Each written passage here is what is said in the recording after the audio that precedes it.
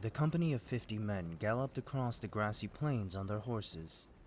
Every man in the company was athletically built.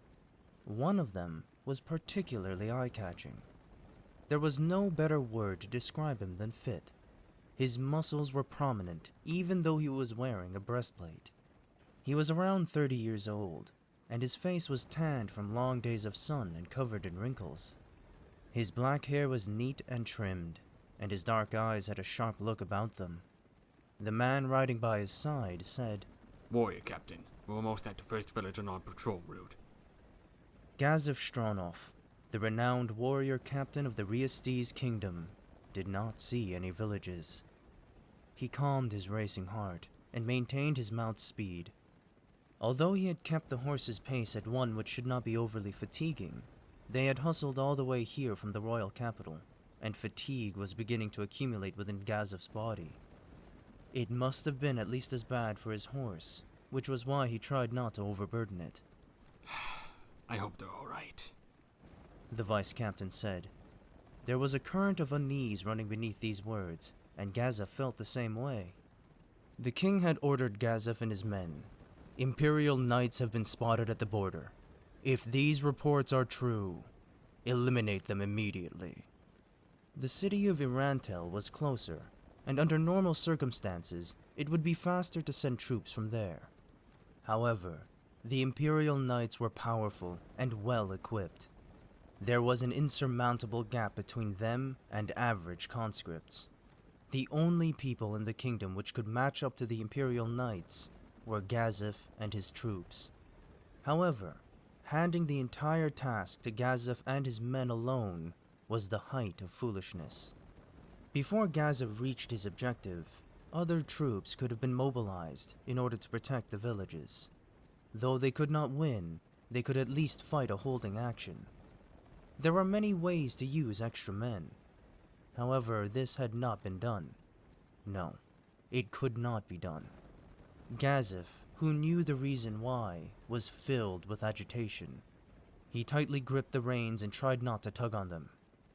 Even so, it was difficult to suppress the thoughts burning in his heart. Warrior Captain, just having us do the searching is pointless. Couldn't we bring everyone from the warrior band and have them help us? We could also hire adventurers from Irantel to help us out. Why are we doing this? Enough, Vice Captain. Things might go poorly if someone heard that Imperial knights were running loose in the kingdom's territory.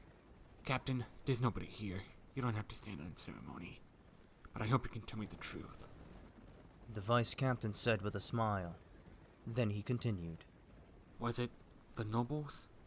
Gazeff did not reply to those disdainful words, because that was exactly the case.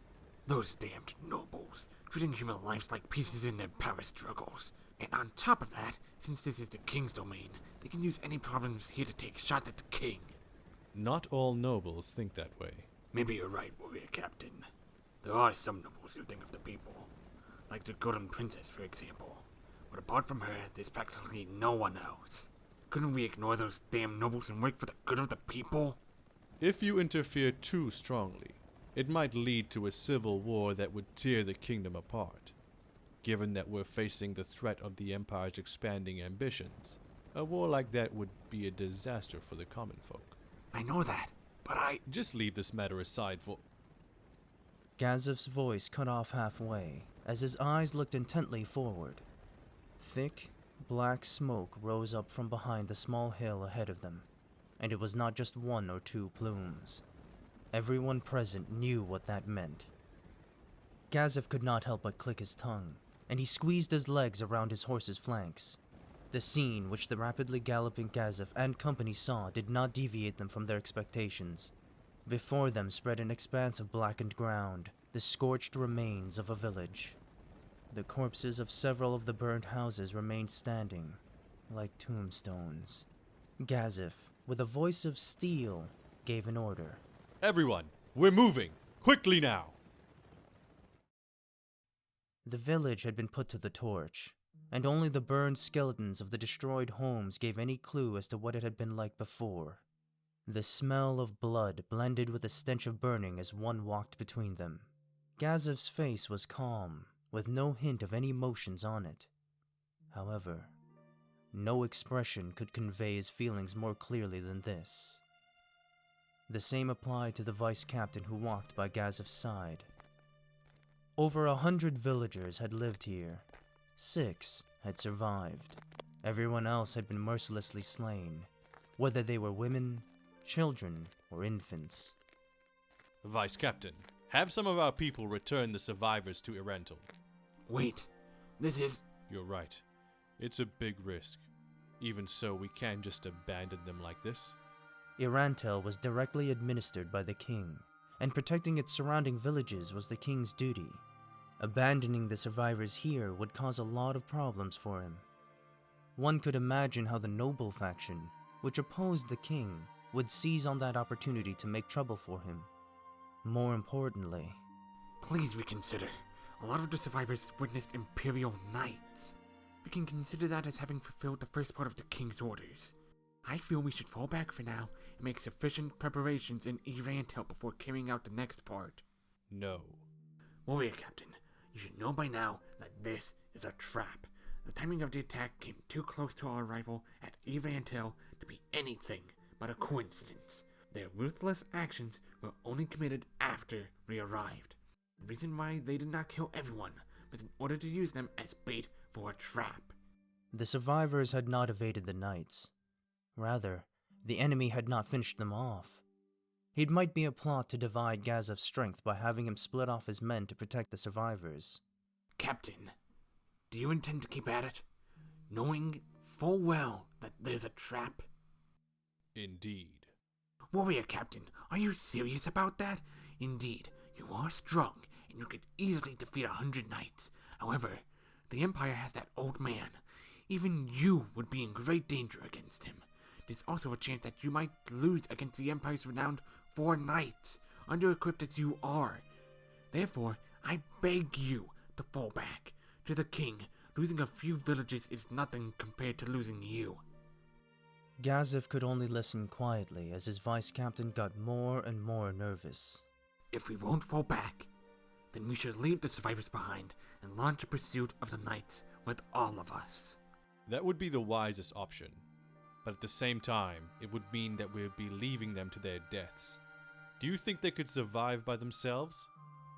The vice-captain could not reply, because he knew the survivors' chance by themselves were practically non-existent. Without someone to protect and escort them to a safe area, they would be dead in days. Even so, the vice-captain spoke. No, he had to speak. Warrior Captain, yours is the most valuable life here. The villagers' lives are nothing in comparison. Gazeff was well aware of the painful decision the vice-captain had made, and he was angry at himself for having forced him to say such a thing. Even so, he could not comply with the vice-captain's request. I was born a commoner, and so were you. Indeed, I enlisted in admiration of you, Warrior Captain. I recall you were born in a village as well. Yes, which is why... Life in a village is difficult, and death is a constant companion. It's not uncommon for a village to be attacked by a monster and many lives be lost as a result. Am I wrong? No, you are not. When a monster shows up, the rank-and-file soldiers are hard-pressed to deal with it. If a village does not have the money to hire adventurers to deal with the monsters, all they can do is hunker down and wait for the monsters to leave. That's right. Then, can you not say that you did not look forward to something like this? Can you say you did not hope for the nobles or someone strong to come and save you? It would be a lie to say that I didn't. But the fact is that nobody ever came forward to help. Not even the lord of the land, where my village was, did not pay for adventurers to help us. Since that is the case, why don't we prove that we're not like him? Come, let us save these people.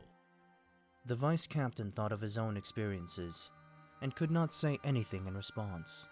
Vice-captain, let's show the villagers what heroes who willingly plunge into danger to save others look like. Let's show them how the strong will save the weak. Gazeff's eyes met the vice-captain's, and countless emotions passed in between them. The vice-captain replied, his voice somewhat tired but grateful. Then allow me to lead the men. There are many who can replace me, but none who can take the place of you, warrior captain. Don't be foolish. My chances of survival are higher.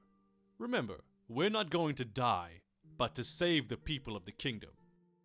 The vice captain opened his mouth several times, as though to speak, but in the end, he chose to remain silent. Then pick the soldiers who will follow you in escorting the villagers to Arental.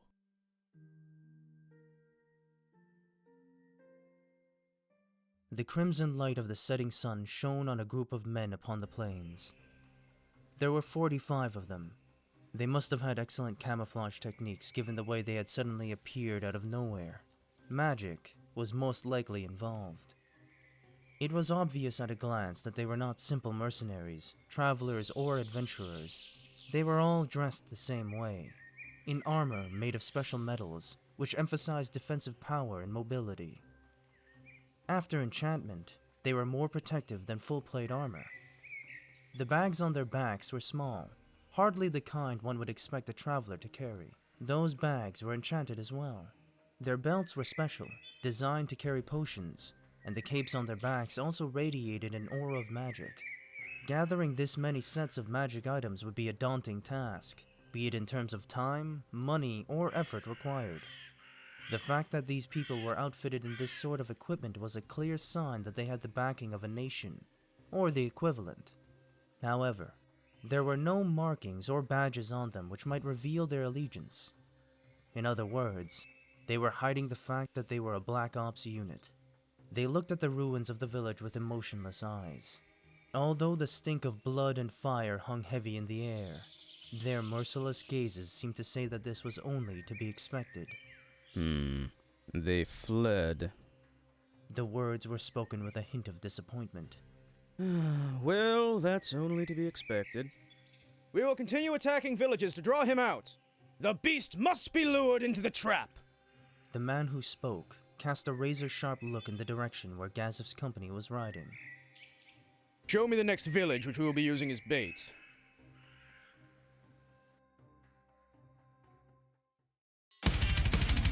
The answer, where is it now? Seek it out with my soul.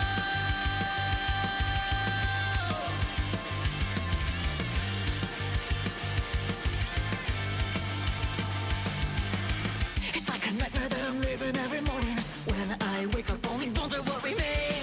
I'm in a panic, get out, hurry up. Oh, there are mysteries and then miseries. Dead or alive, I'm being led across the line as I wander my way right into hell. An invitation with no emotion. I dance 1, 2, 3 steps on the start stage. Raise your flag, march on 5, reaching for this mask of mine. As a shiver cold as ice is crawling down my spine. War and swords, tears and blood, suddenly I start to laugh. And I just can't seem to hold it back. The answer, just toss it out. And right now, where's my soul? Where's my heart? Put your faith in your will to survive. Go this way. 'Cause I don't know, I don't care. Even if it doesn't turn to nightmare. I'll just keep surviving from the darkness I'll emerge. And I'll keep running on my feet far as they will take me. In this cold, miserable world.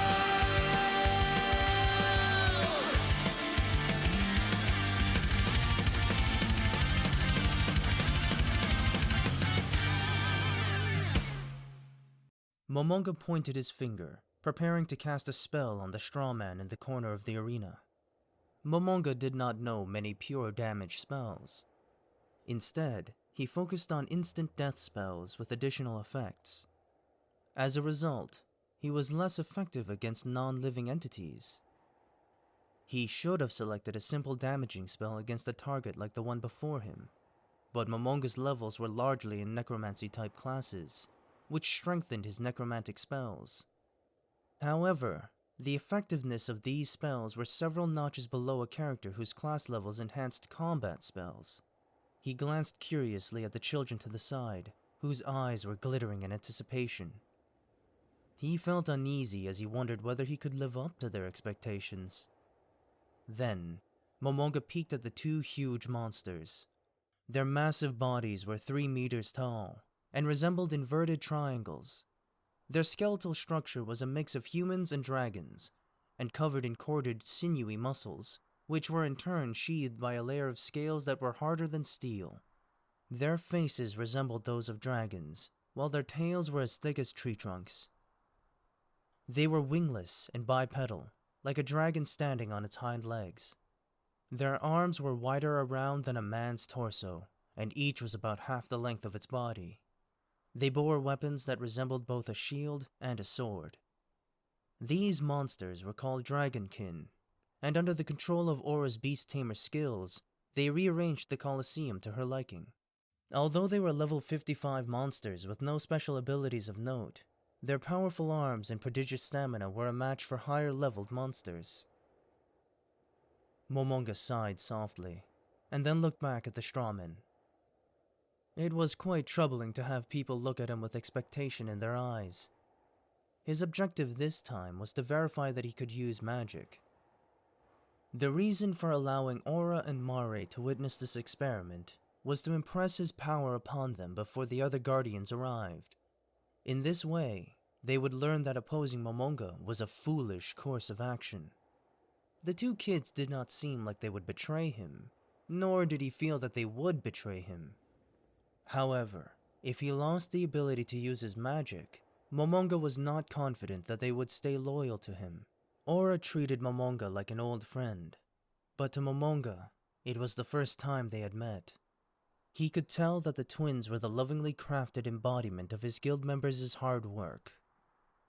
However, there was no guarantee that their design and programming was perfect. In the face of countless situations and stimuli, a discrepancy or weakness might appear somewhere. They were intelligent beings who could think on their own, so flaws in their reasoning must exist somewhere. If they were not programmed to be loyal to weaklings, what would that mean for him? In all likelihood, they were not written to be slavishly loyal. That would mean that whether or not they obeyed the order would depend on who the giver was, and it would be bad enough if they did not listen to him. But what if they betrayed their guild leader after finding out that he was powerless? It was not good to have too many doubts, but blind trust was not a wise move either. He would cross that bridge when he came to it. Momonga turned his mind to the present. Another reason for coming here was that if he found that he could not use magic, he could discuss the situation with Aura and Mare. The twins thought he had come to test the power of the staff, so now that its power had been proven, he could cover up any ineffectiveness of his own magic. It was a pretty good plan. Momonga could not help but congratulate himself. Had he ever been so cool and calculating in the past? However, there was nobody here who could answer Momonga's question. He cast aside the doubts in his mind, and focused on using the magic of Yggdrasil. There were over 6,000 spells in the game from Tier 1 to Tier 10, as well as Super Tier magic. These spells were divided among various types and schools, and Momonga could use 718 of them. A normal level 100 player would only be able to use 300 of them, so Momonga was an exceptional case.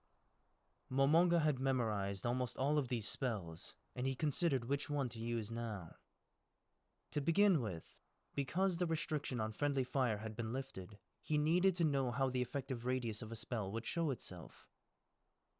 Therefore, he decided against a single target spell, but picked an area effect spell. Next, considering his target was a straw man, he should... In Yggdrasil, he could cast a spell by tapping its respective icon. However, there were no icons for him to touch. Therefore, there had to be some other way. He was not sure, but he had a faint idea of how to use his magic. It was a power hidden within him. Just like how he had deactivated his negative touch, Momonga focused within himself.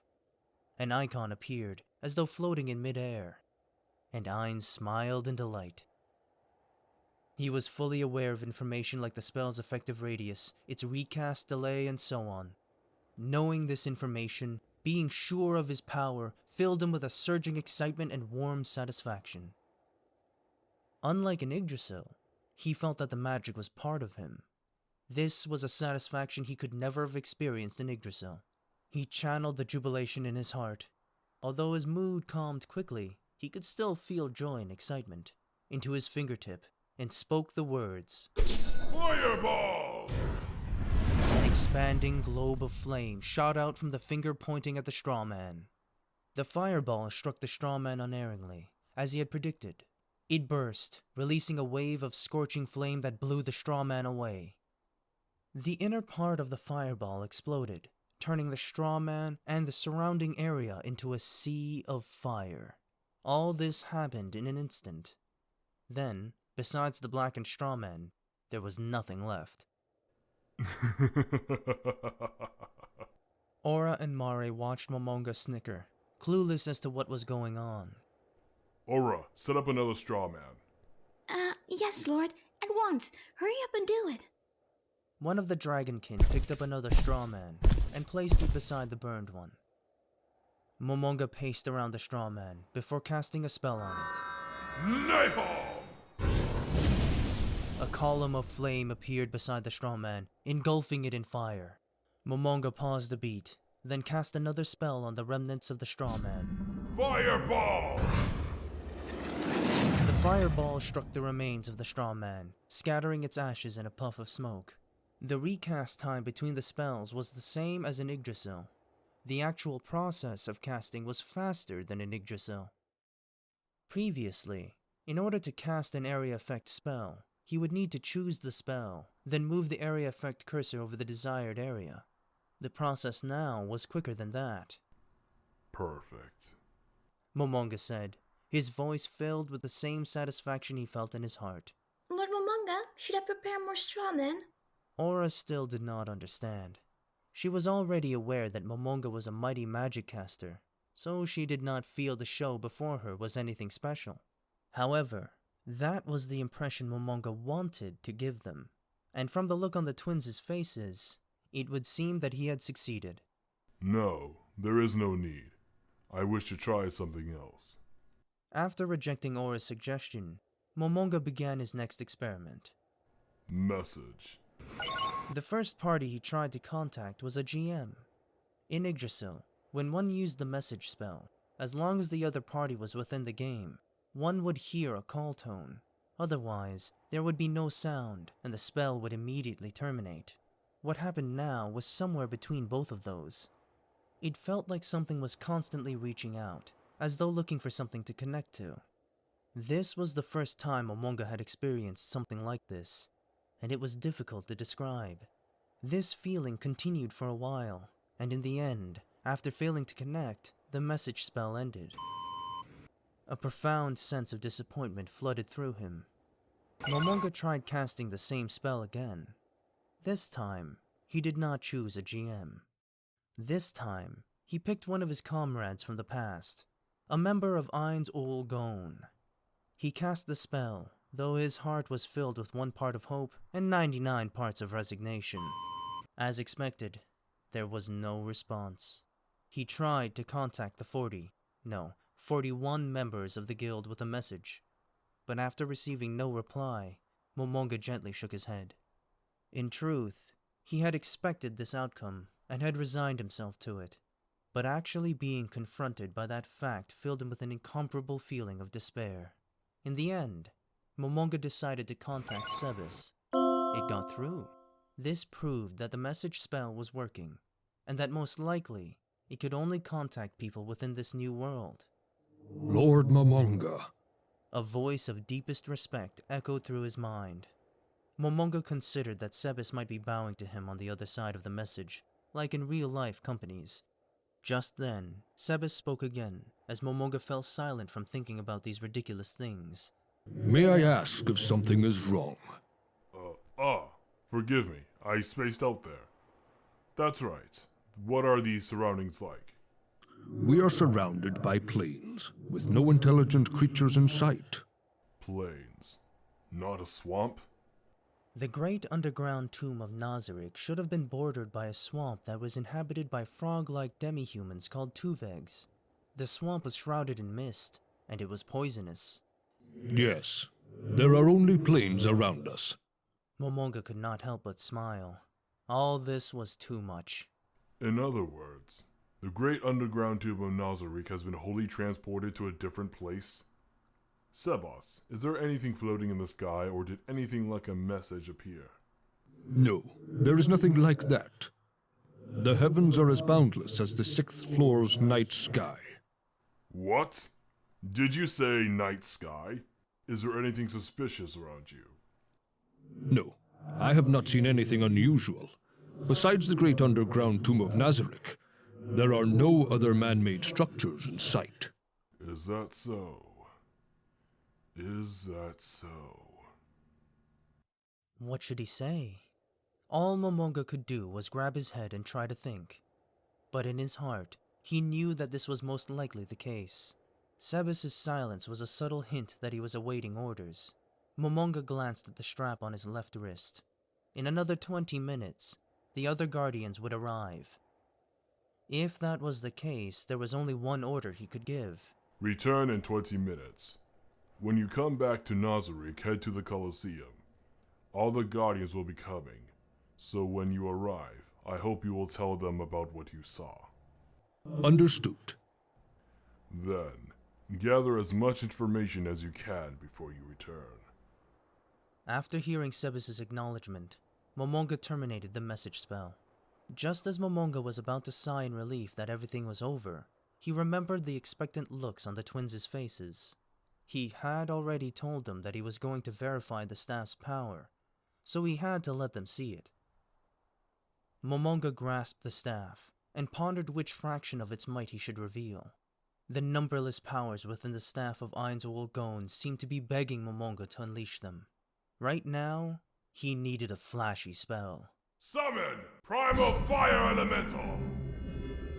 In accordance with Momonga's will, the orb of fire grasped within one of the staff's snake mouths pulsed with puissance. Momonga could feel the movement of a mighty, invisible power, and thrust the staff of Ainz forth. A vast ball of light bloomed from the tip of the staff, and a vortex of roaring flame spilled forth from that globe of radiance.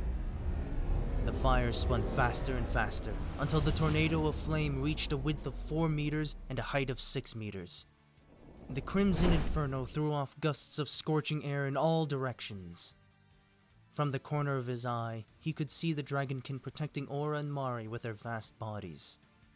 The searing winds made his cape flap violently. So intense was the heat that it would not have been unusual for a normal person to be burned by them. But Momonga had acquired a complete immunity to fire damage in order to negate one of the weaknesses of the undead, so it had no effect on him at all. Soon, the vast cyclone of fire, swallowing the surrounding air as it burned hot enough to melt metal, began to flicker and shudder as it took a humanoid form. Primal fire elementals could be said to be among the highest ranking among all elemental monsters. They were over level 85. Just like he had with the Moonlight Wolves, Momonga felt a mysterious connection to the primal fire elemental. Wow. Aura was watching it intently as she made noises of surprise. As she looked upon the top-tier elemental, something that even her summoning powers would not be able to bring forth, Aura's face bore a look of excited admiration, like a child who had just received a dearly beloved present. Do you want to fight it? After a moment of hesitation, Aura grinned innocently. Compared to a normal child's smile, hers was a little... No, the truth was that it was quite scary. In contrast, Mare's smile from the side seemed more like that of a child. Can I? Don't worry. It'll be fine even if you defeat it. Momonga shrugged to indicate that it was alright. The staff could summon one primal fire elemental a day. In other words, the staff could summon another such being after 1 day had passed. As such, defeating it would not be a great loss. I suddenly remembered that I had something urgent to do. Mare. A hand reached out and firmly grasped Mare's arm, not allowing him to escape. His sister had no intention of fleeing. Aura's smile stopped Mare in his tracks. Perhaps to Momonga, it might have been a cute girl's smile. But to the other person present, who looked almost the same as Aura, it was anything but cute. and Mari's face froze solid as he looked on it. She dragged Mari in front of the primal fire elemental. Mari's eyes looked around, and he looked desperately to Momonga for help. In response to his hopeful smile that blossomed delicately on his face, Momonga simply clapped. The flower of hope promptly wilted. Alright. Try your best, you two. Don't blame me if you get hurt. Okay. Aura responded energetically, in contrast with Mari's nearly inaudible and despondent reply. Momonga felt that as long as Mari was around, neither of them would get hurt. Thus, by the power of the connection between himself and his summoned creature, he ordered the primal fire elemental to attack the twins. As the conflagration that was the primal fire elemental approached them, the twins met its attack with Aura as the frontliner, while Mari was the rear guard. Aura slashed at the primal fire elemental, holding her whip in both her hands, while Mari used magic to deal damage. Well, it seems it'll be an easy fight. Momonga's eyes left the one-sided battle which was taking place, and began to ponder the other things he needed to investigate. He had already finished verifying that he could use and activate his spells and equipped magic items. Thus, the next thing he had to check on were his other items. Scrolls, wands, and rods were particularly important. All of them were magic items that could produce a spell-like effect. Scrolls were one-use expendables, while rods and wands had charges, which they consumed to produce their effects. Momonga possessed many magic items. He was a hoarder by nature, and did not like using expendable items because he felt it was a waste, to the point where he did not even feel like using high-end recovery items when he encountered a boss. This went beyond mere prudence, towards miserliness, which was why his stock of items was so great. In Yggdrasil, all of these were stored in his personal inventory. Then, in this world, where had his inventory and all of its contents gone? Momonga recalled how he had opened his inventory in the past, and reached his hand into the air as though searching for something. It felt as though he was reaching his hand past the surface of a lake, and an observer would think that Momonga's hand and part of his arm had vanished into nothingness. Then, like he was opening a window, Momonga swept his hand to one side. A hole appeared out of nowhere, and within it were many beautifully crafted magic staves. It was exactly like the inventory in Yggdrasil. He moved his hand in a scrolling motion. In the space revealed, one could see all manner of scrolls, wands, weapons, armor, cosmetic items, gems, potions, other consumables. The sheer number of magic items in there was awe-inspiring. Thus relieved, Momonga could not help but laugh. If this were the case, Momonga felt that he could guarantee his own safety even if everyone in the tomb set themselves against him. As he absently watched Aura and Mari's intense battle, Momonga considered the things he had learned so far. Were the NPCs I met just simply programs? No, their sapience was such that they were indistinguishable from human beings. Programs could not show such complex emotions. He could assume that for some mysterious reason, they had ended up like human beings. And what was this world? He had no idea. Since he could use Yggdrasil's magic here, it made sense to think of this place as being in Yggdrasil. But after observing various discrepancies, it did not seem like he was in a game. Was he in a game, or a new world? The answer was probably one of those. How should I deal with future events? Momonga had already verified that he could use his abilities from Yggdrasil.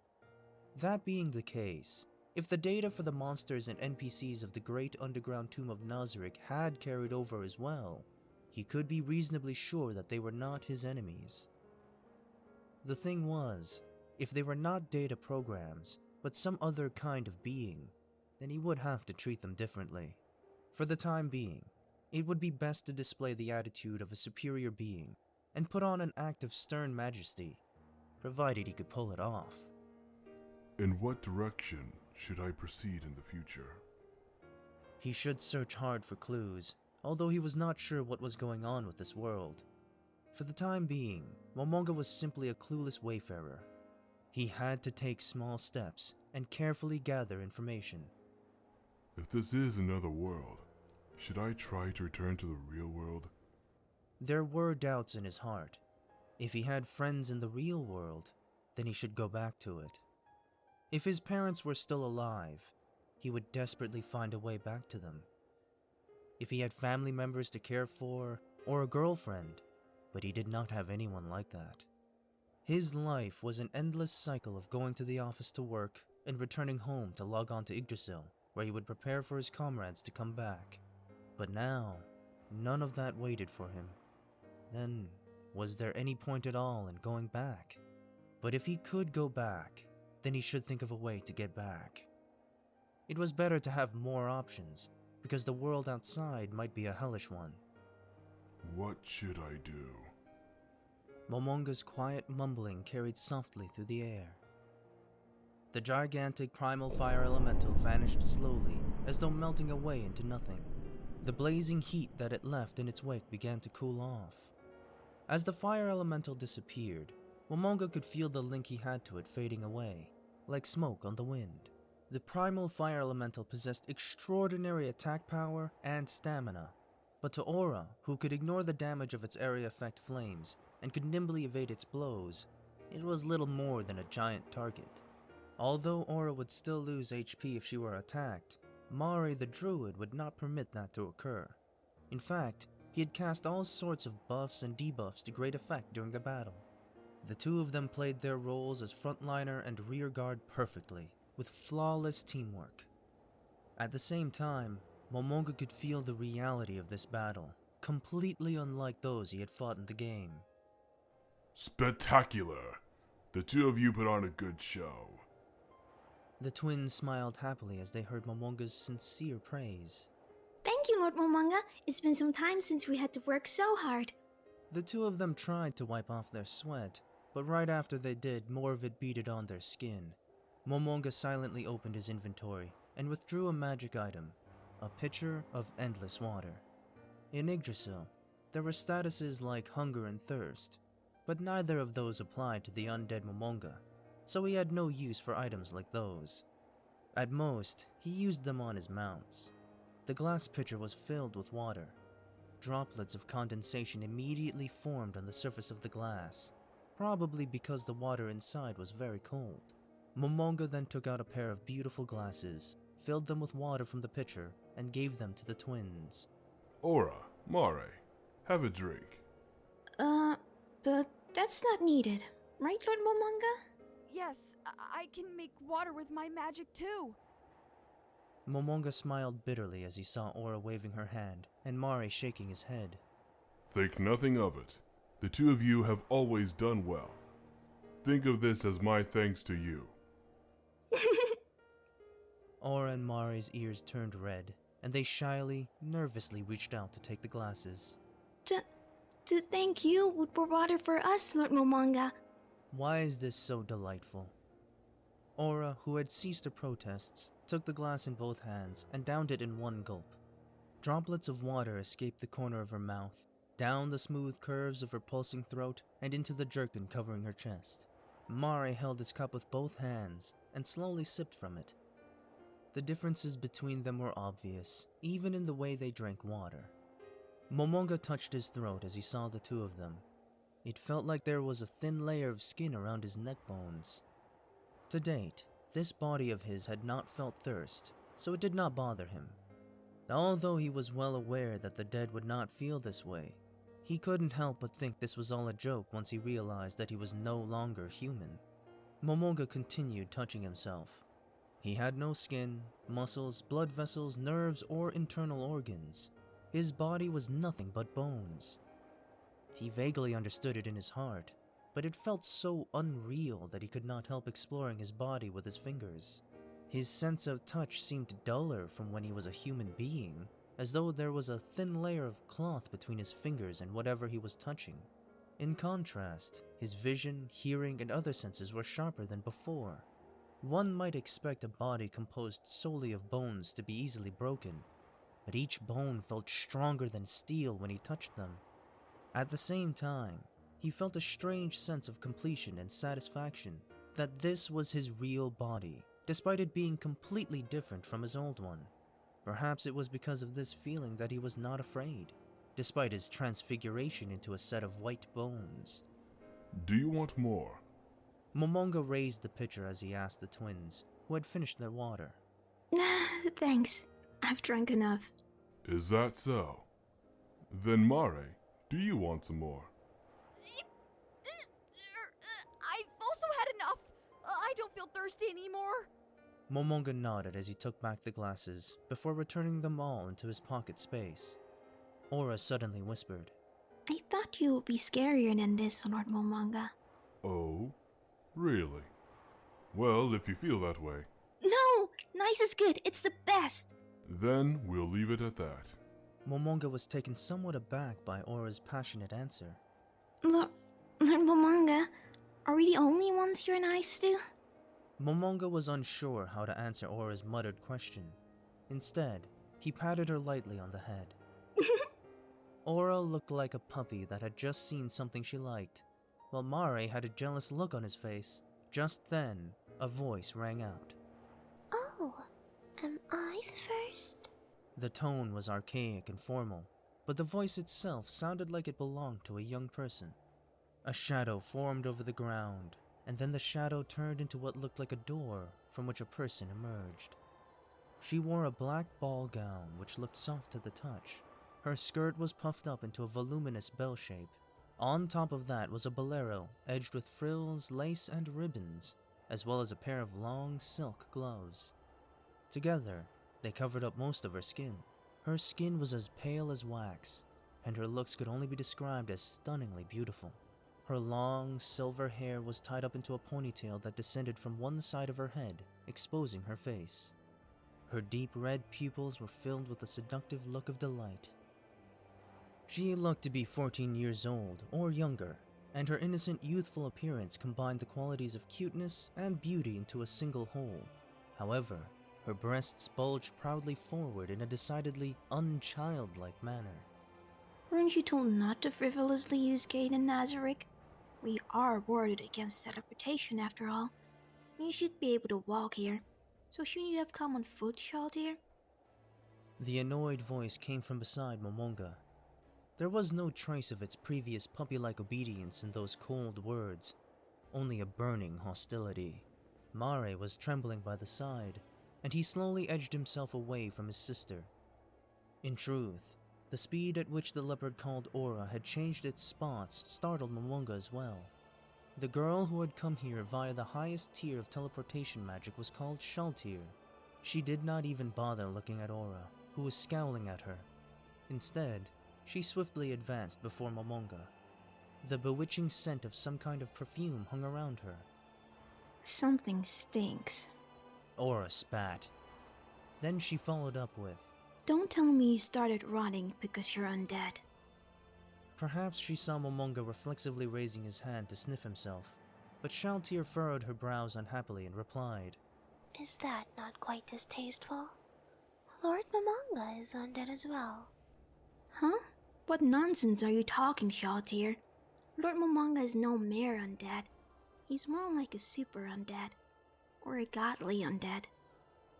Momonga was somewhat baffled as he heard Shalltear and Mare going, ah, and respectively. The fact was that in Yggdrasil, he considered himself to be an ordinary undead creature, which was what Momonga thought as he rounded his shoulders. In any case, there was no such things as super or godly undead. But sis, maybe you shouldn't have said that.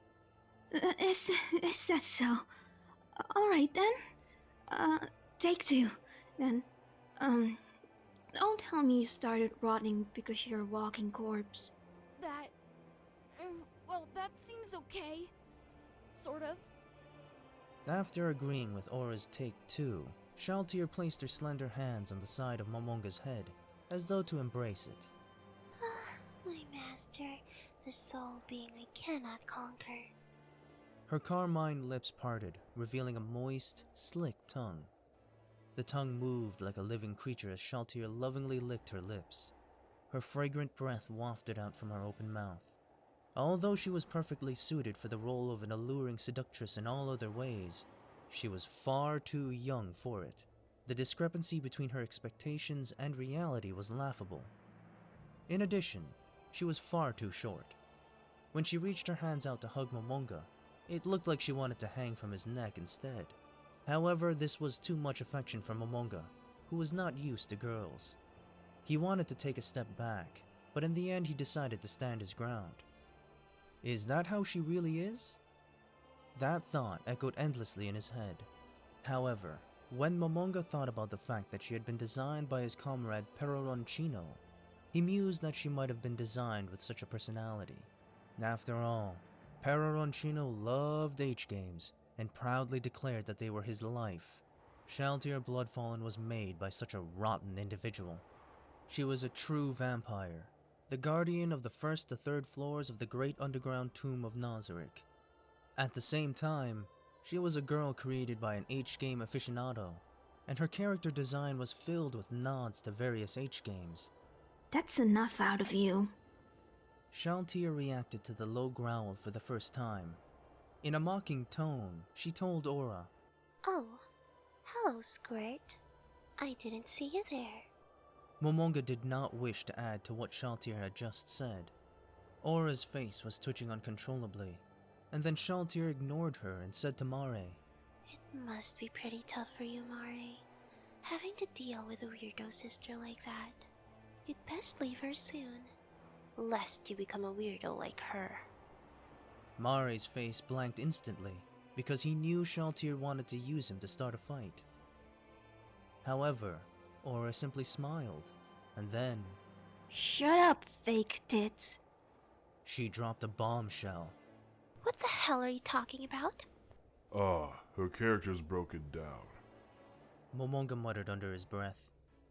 Now that Shalltear's true nature had been revealed, she dropped the cultured act. It's so obvious. Damn, that's one weird chest. How many pads did you stuff in there? Shalltear was waving her hands in panic, as though she could disperse Aura's words with them, while she had a suitably childish expression on her face. On the other hand, Aura grinned evilly. You packed so much in there. I bet it shifts when you run, right? Shalltear made a strange noise as an extended finger poked her. I'm right, aren't I? So that's why you didn't run, even though you were worried, and instead you used the gate. Shut up, Pipsqueak. You don't have any. At least I have a mine are pretty big. Aura simply grinned in the face of Shalltear's desperate counterattack. A shocked Shalltear stumbled back and reflexively covered up her chest. It was a sorry sight. I'm only 76, and I got lots more time to grow. Unlike the dead with no future like you. How sad. You will never grow again.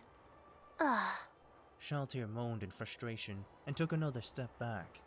There was a desperate, harried look on her face, which only made Aura smile in a frightening manner.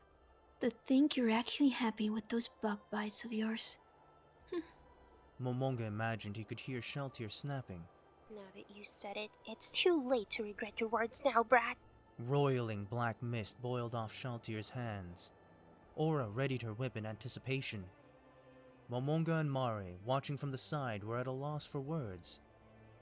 The scene before Momonga's eyes was vaguely familiar, and he wondered if he should stop them. Peroroncino, who designed Shalltear, and Bukubuku Chagama, who designed Aura and Mare, were younger brother and elder sister, and at times they would argue in a friendly manner, like what was happening now.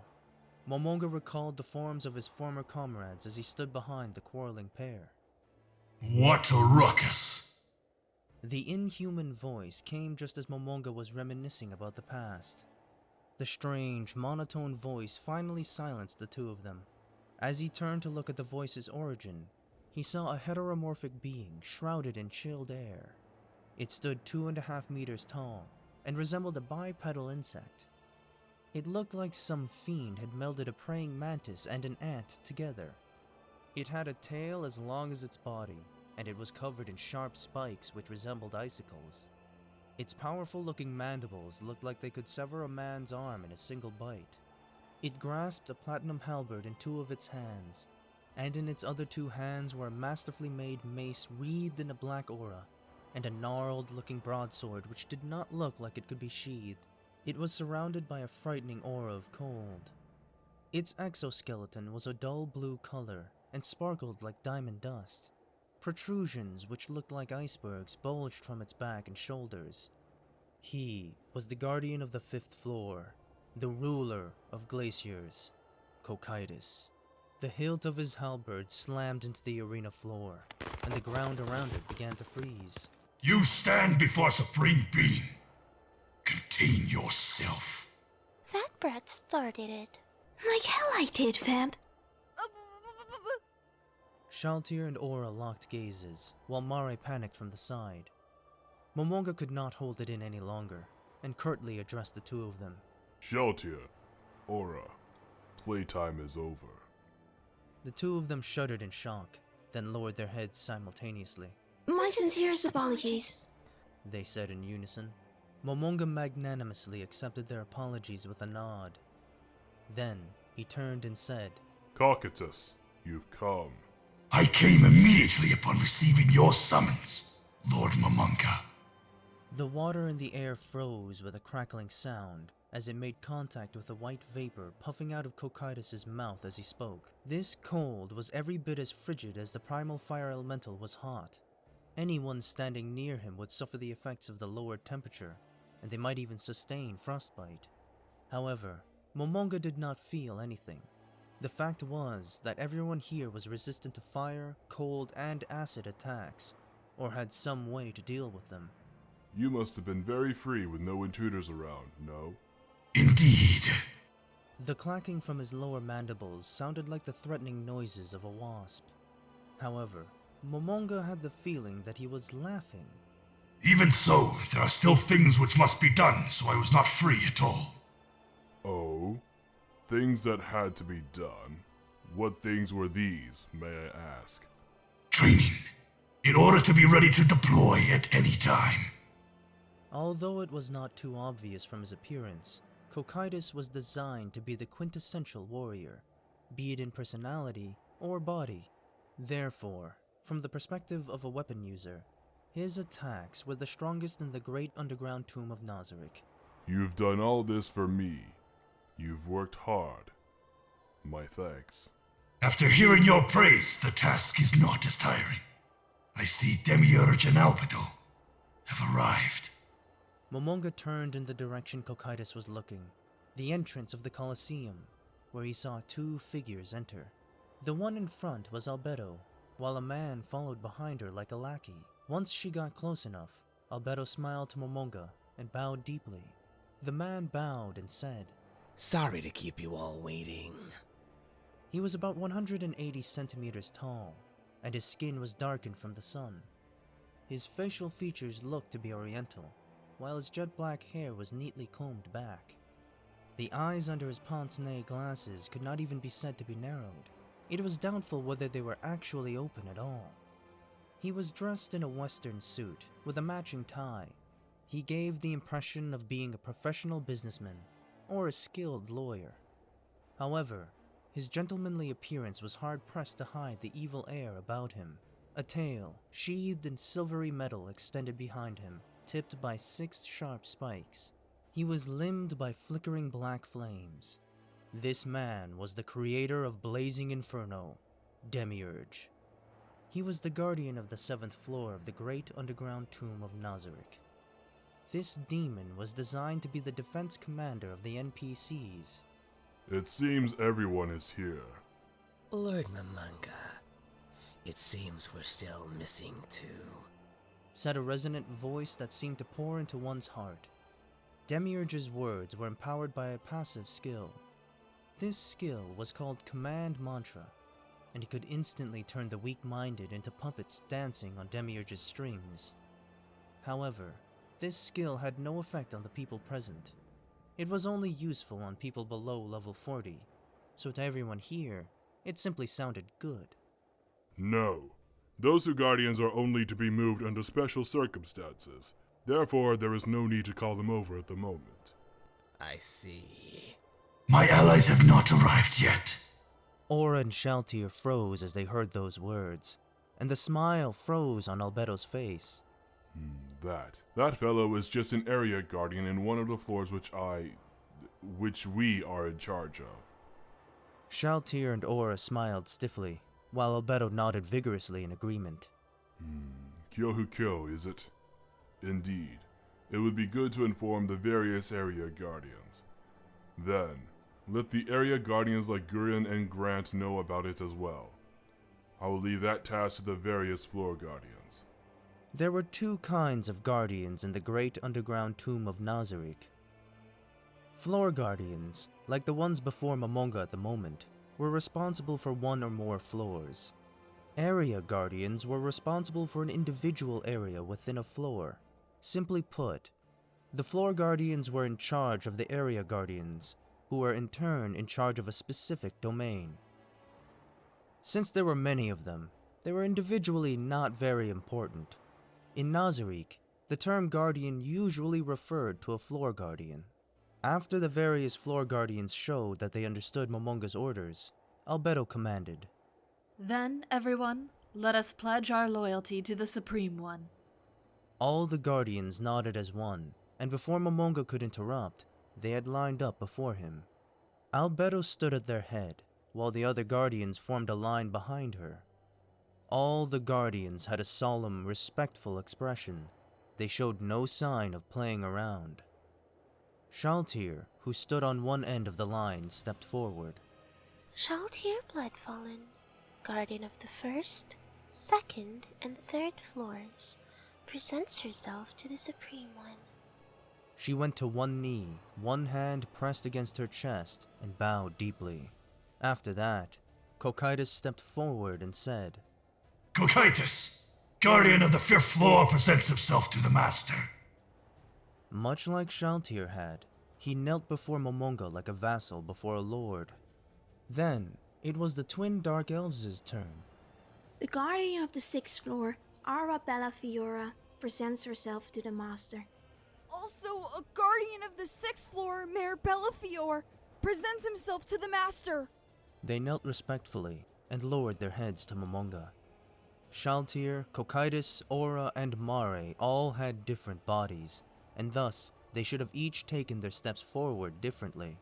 Yet, the way with which they knelt was identical, and they lined up neatly.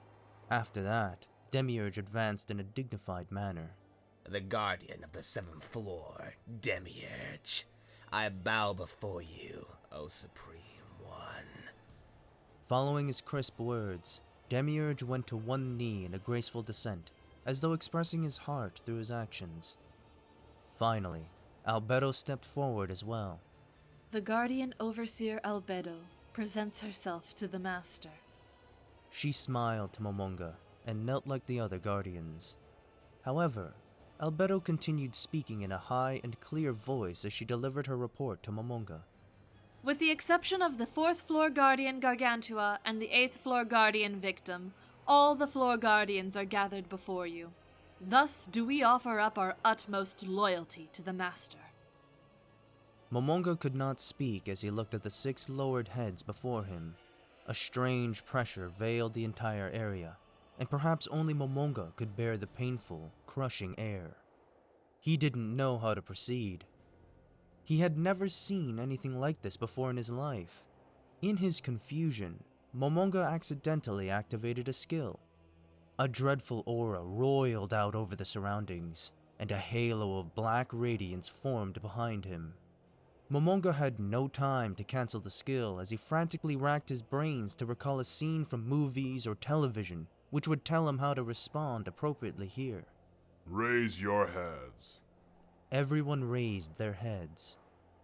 Their coordination was so immaculate that Momonga wondered if they had practiced that movement together. Now then, first of all, I want to thank all of you for coming here. There is no need for thanks. We are all Lord Momonga's loyal subordinates. To us, Lord Momonga is our supreme overlord. None of the guardians opposed her statement, as expected of the guardian overseer. Momonga looked on the guardians with a stern face, and he felt a choking sensation in his non-existent throat. It was the weight of being a leader bearing down on him. In addition, Any orders he gave now would affect his relationship with them in the future. He couldn't help but hesitate as he contemplated the possibilities. Would he lead the great tomb of Nazarick to destruction because of his decisions? The unease generated by that thought flooded his heart and mind. Lord Momonga, it is only natural that you should have doubts about us. After all, our abilities must be minuscule in your reckoning. Albedo removed the smile from her face and continued in a respectful tone that was laced with a stern strength. However, if Lord Momonga gives the order, we, all the Guardians, will accomplish any task set to us, no matter how difficult or arduous, with every fiber of our beings. We hereby swear that we will never allow the 41 supreme beings of Ainz Gaun, our creators, to be disgraced by our actions. This we swear. The Floor Guardians chimed in right after Albedo. Their voices were filled with power, and that adamant loyalty and determination would not be diminished by any number of foes. It was as though they were mocking Momonga's previous worries that the NPCs might betray him. The darkness in his heart vanished like shadows in the morning sun. Momonga was moved to the bottom of his heart that the NPCs designed by the members of Ainz Gaun were possessed of such excellence. The golden radiance of the past still remained. The embodiment of everyone's hard work, their cunningly crafted creations, were still here. It filled him with joy. Momonga smiled, although his skeletal face could not display any emotions. The points of crimson light in his eye sockets seemed to shine exceptionally bright. His prior unease was no longer existent, and he simply spoke the words expected of a guildmaster. Excellent! My guardians, I know you will understand my aims and successfully carry out my commands. There may be some things which are difficult to understand, but I hope you will pay attention and listen.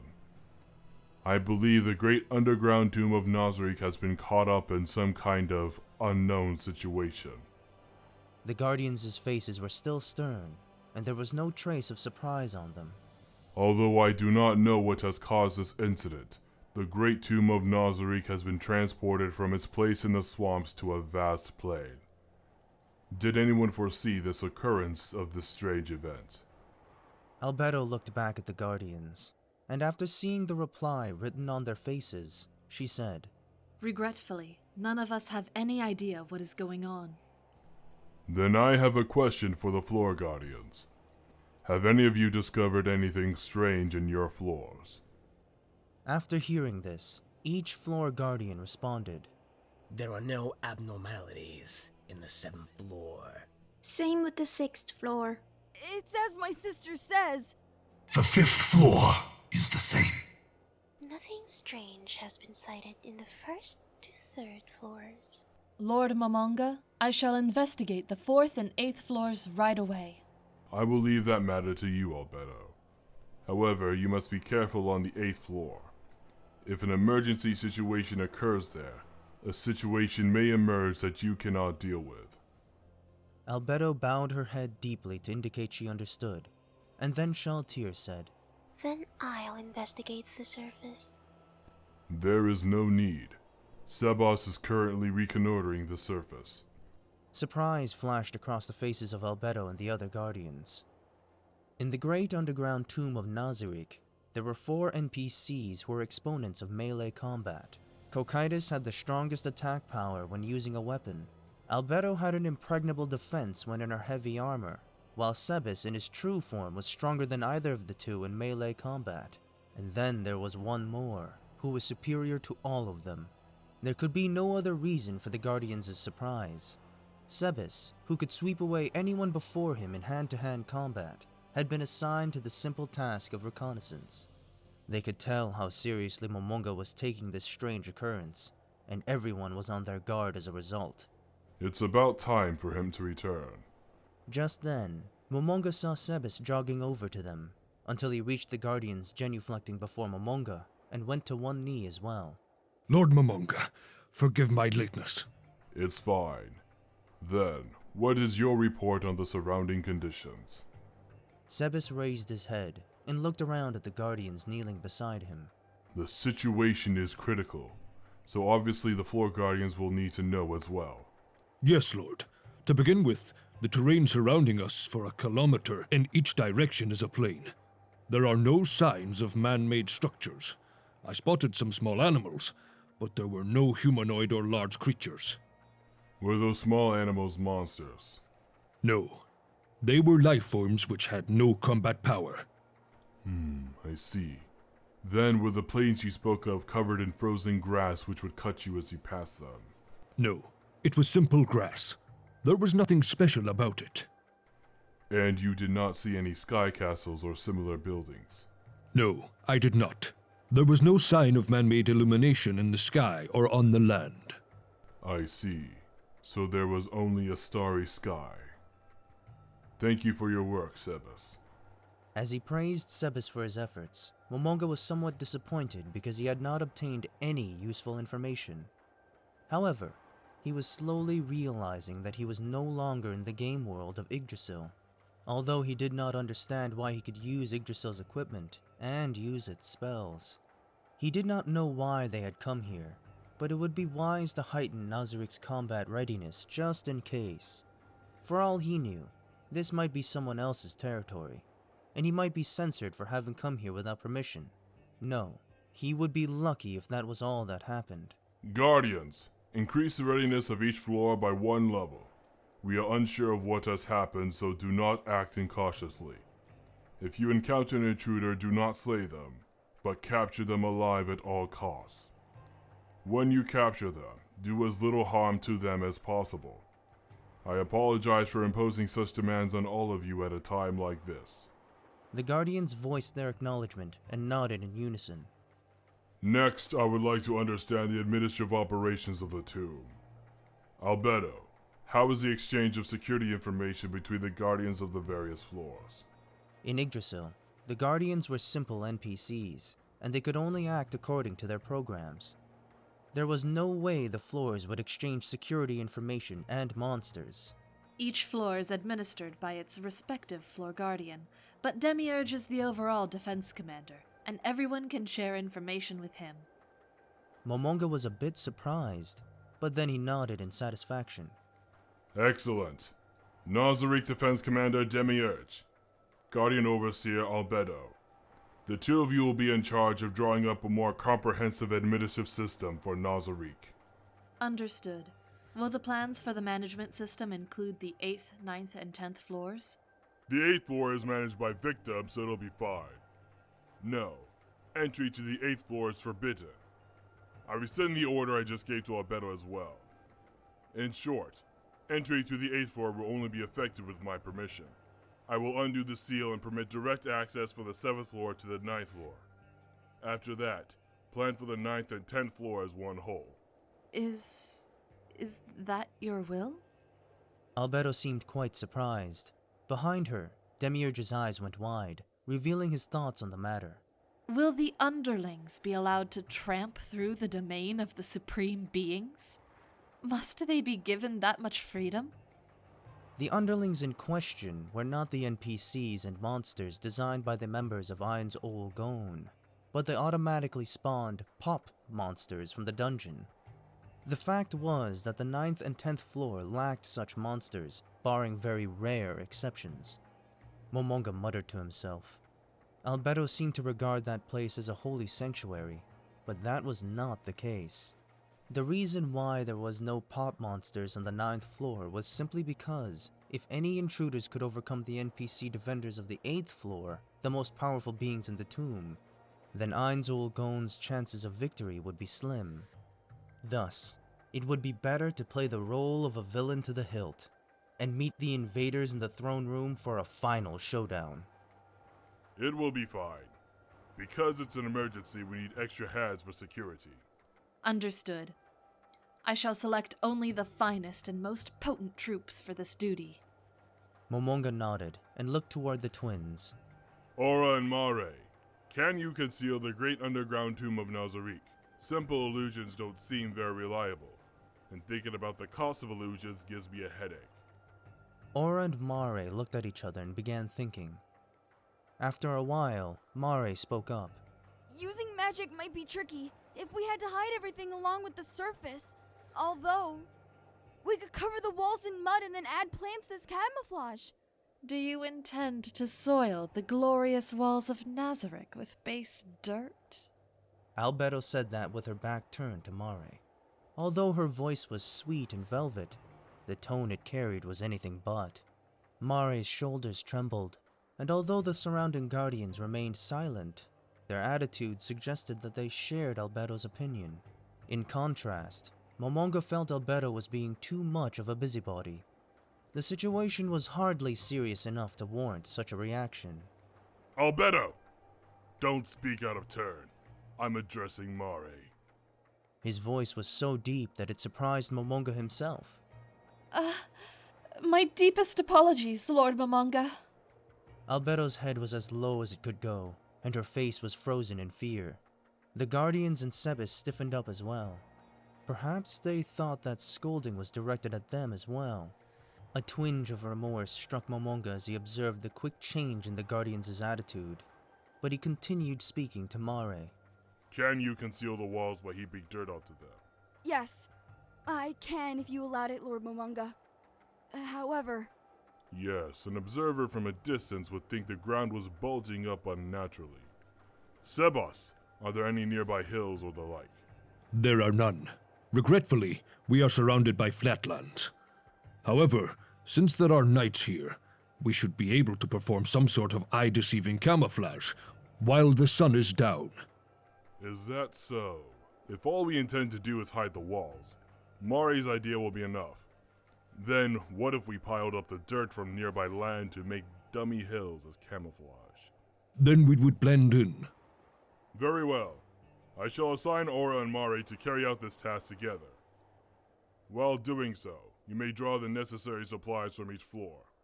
Since we cannot camouflage the view from the air, we shall use the illusions after finishing the earthworks, so nobody will be able to detect Nazarick from the outside. Yes, Lord. Understood. That was all he could think of at the moment. There was probably a lot of holes left in the plan, but that could be dealt with slowly, later on. After all, it had only been a few hours since all this had happened. Then, you are all dismissed for today. Everyone, take a break before beginning your duties. There are many things we do not know, so do not push yourselves too hard. The guardians nodded as one to show that they understood. Finally, I have a question for the guardians. To begin with, Shalltear, what kind of person am I to you? An incarnation of beauty. You are the most beautiful person in the world. Even jewels pale in comparison to your snow white body. Shalltear did not pause to think about her answer before she gave it. From the lack of delay in her reply, she must have been speaking from the heart. Cocytus. One who is mightier than all the guardians and deserving of the title of the Supreme Overlord of the great underground tomb of Nazarick. Aura. A merciful leader with great foresight. Mare. A very gentle person. Demiurge. You are wise in judgment, and always make use of your energy to get things done. And I think the word inscrutable describes you well. Sebas. The one responsible for assembling all the supreme beings. In addition, the merciful leader who did not abandon us, but stayed by our side until the very end. And finally, Albedo. The man who rules over the supreme beings, and our highest, most exalted master. In addition, the man I love most deeply. I see. I have heard and understand your opinions. Then I shall hand the task out that were once performed by my former comrades to you. Carry them out faithfully. After seeing the guardians genuflect once more, Momonga teleported away. The scenery before his eyes changed in an instant, from the Colosseum to the Chamber of the Golems of Lemageddon. After looking around to make sure nobody was looking, Momonga sighed deeply. I'm so tired. Although his body did not feel tired, the mental fatigue was weighing down on his shoulders. Those guys, Why do they think so highly of me? They were describing someone else entirely. After hearing the Guardians take turns to share their opinions of him, he wanted to laugh and mock them, but from the looks on their faces, it did not sound like they were joking at all. In other words, their words were sincere. If he did not act in a manner which fit their views of him, it might disappoint them. As he thought about that, the pressure on him grew and grew. And in addition to that, there was another problem, which made Momonga frown. Of course, his skeletal face could not show expressions, yet it seemed as though it did. What should I do about Albedo? If this keeps up, how will I face Tabula? The pressure that was crushing their heads to the ground suddenly vanished. Even after the departure of the master of their revered creators, nobody raised their heads. After a while, someone sighed in relief. The tense atmosphere was gone now. The first to get up was Albedo. Her white dress was stained where her knee had touched the ground, but she did not mind at all. She flapped her wings to swipe off the dirt on her feathers. After seeing Albedo rise, the others followed suit, though nobody dared to speak. That was scary, sis. Yeah, I thought I'd be squashed flat. I'd expect nothing less from Lord Momonga. But to think that his power would affect even us Guardians. As a supreme being, his might overmatches ours. But I did not expect him to be this powerful. Thus the Guardians shared their impressions of Momonga. The aura that Momonga emitted was the source of the power that had crushed the Guardians to the ground. Aura of despair. Besides inflicting a fear effect, it could reduce the stats of its victims. Normally, it would not have an effect on the level 100 NPCs, but on this occasion, its effects had been strengthened by the staff of Ainz. Lord Momonga must have unleashed the air of authority that represents his right to rule. Indeed. Before we stated our positions, Lord Momonga did not exert his might. However, once we showed ourselves in the role of Floor Guardians, he must have revealed a fraction of his awesome power to us. In other words, Lord Momonga revealed his true ability as a ruler, in response to our pledges of loyalty. That does seem like the case. He didn't radiate that aura when he was with us. Momonga was kind and gave us something to drink when we were thirsty. Aura's words caused the other Guardians to emit an air of tension. It was condensed jealousy that was almost visible to the naked eye. The worst off was Albedo. Her clenched fists shuddered and her nails threatened to rip through the fabric of her gloves. Mare's shoulders trembled, and then his eyes went wide. That must have been the true power of Lord Momonga, the ruler of the great tomb of Nazarick. It was amazing. That changed the mood instantly. Exactly. He showed us his ability as an absolute ruler in response to our feelings, as expected of our creator, the zenith of the 41 supreme beings, and the kind master who remained here with us until the very end. Albedo's words put a blissful look on all the Guardians' faces, although the expression on Mare's face was better described as relaxed. There was nothing which could delight them more than the master who created them, the master to whom they owed their utmost loyalty, revealing his true face to them. The Guardians, no, every entity created by the Supreme Beings wanted nothing more than to aid their creators in some way. The next best thing would be to receive their trust and to be treated as useful servants. This was a simple, natural truth. This was the greatest joy in life for these characters who were created to aid the Supreme Beings. Then, as though to wipe away this jubilant atmosphere, Sebas said from the side, Then, I shall take my leave first. I do not know where Lord Momonga has gone, but I should stay by his side. Jealousy was written all over Albedo's face, but she quashed her feelings and replied, I understand. Then, Sebas, serve Lord Momonga well and do not disgrace him. Report to me if anything happens. In particular, If Lord Momonga summons me, you must let me know immediately. Everything else is of secondary importance to that. A pained expression crossed Demiurge's face as he listened quietly from the side. But if he desires me in his bedchamber, you must inform Lord Momonga that I might be a while, in order to bathe and cleanse myself for him. Of course, if he wants me to proceed to him immediately, that is fine as well. After all, I do my best to keep clean for him, and my clothes have already been selected so I can heed his call whenever it comes. In any case, Lord Momonga's wishes will always come first. I understand, Albedo. If I waste too much time here, I will not have enough to properly serve Momonga, which would be disrespectful. Therefore, forgive my abrupt departure, but I must take my leave. Floor Guardians, I bid you all a good day. After saying his farewells to the wide-eyed and open-mouthed Guardians, Sebas immediately jogged away as though to leave Albedo, who was preparing for a long monologue, behind. Speaking of which, it is fairly quiet around here. Shalltear, is something the matter? After Demiurge's question, everyone's eyes went to Shalltear. She was still on her knees. What is wrong, Shalltear? She lifted her head after she was called on again. The dazed look on her face would make people think that she had just been woken up. What happened? After being exposed to Lord Momonga's awesome presence, I could not help but get excited. I fear my underwear has gone through a bit of a crisis. Silence. Everyone looked at each other, unsure of what to say. The Guardians mused that Shalltear had, by far, the most fetishes among them, and that one of said fetishes was necrophilia. They facepalmed as they thought about this, although Mare didn't quite get it and was thoroughly confused.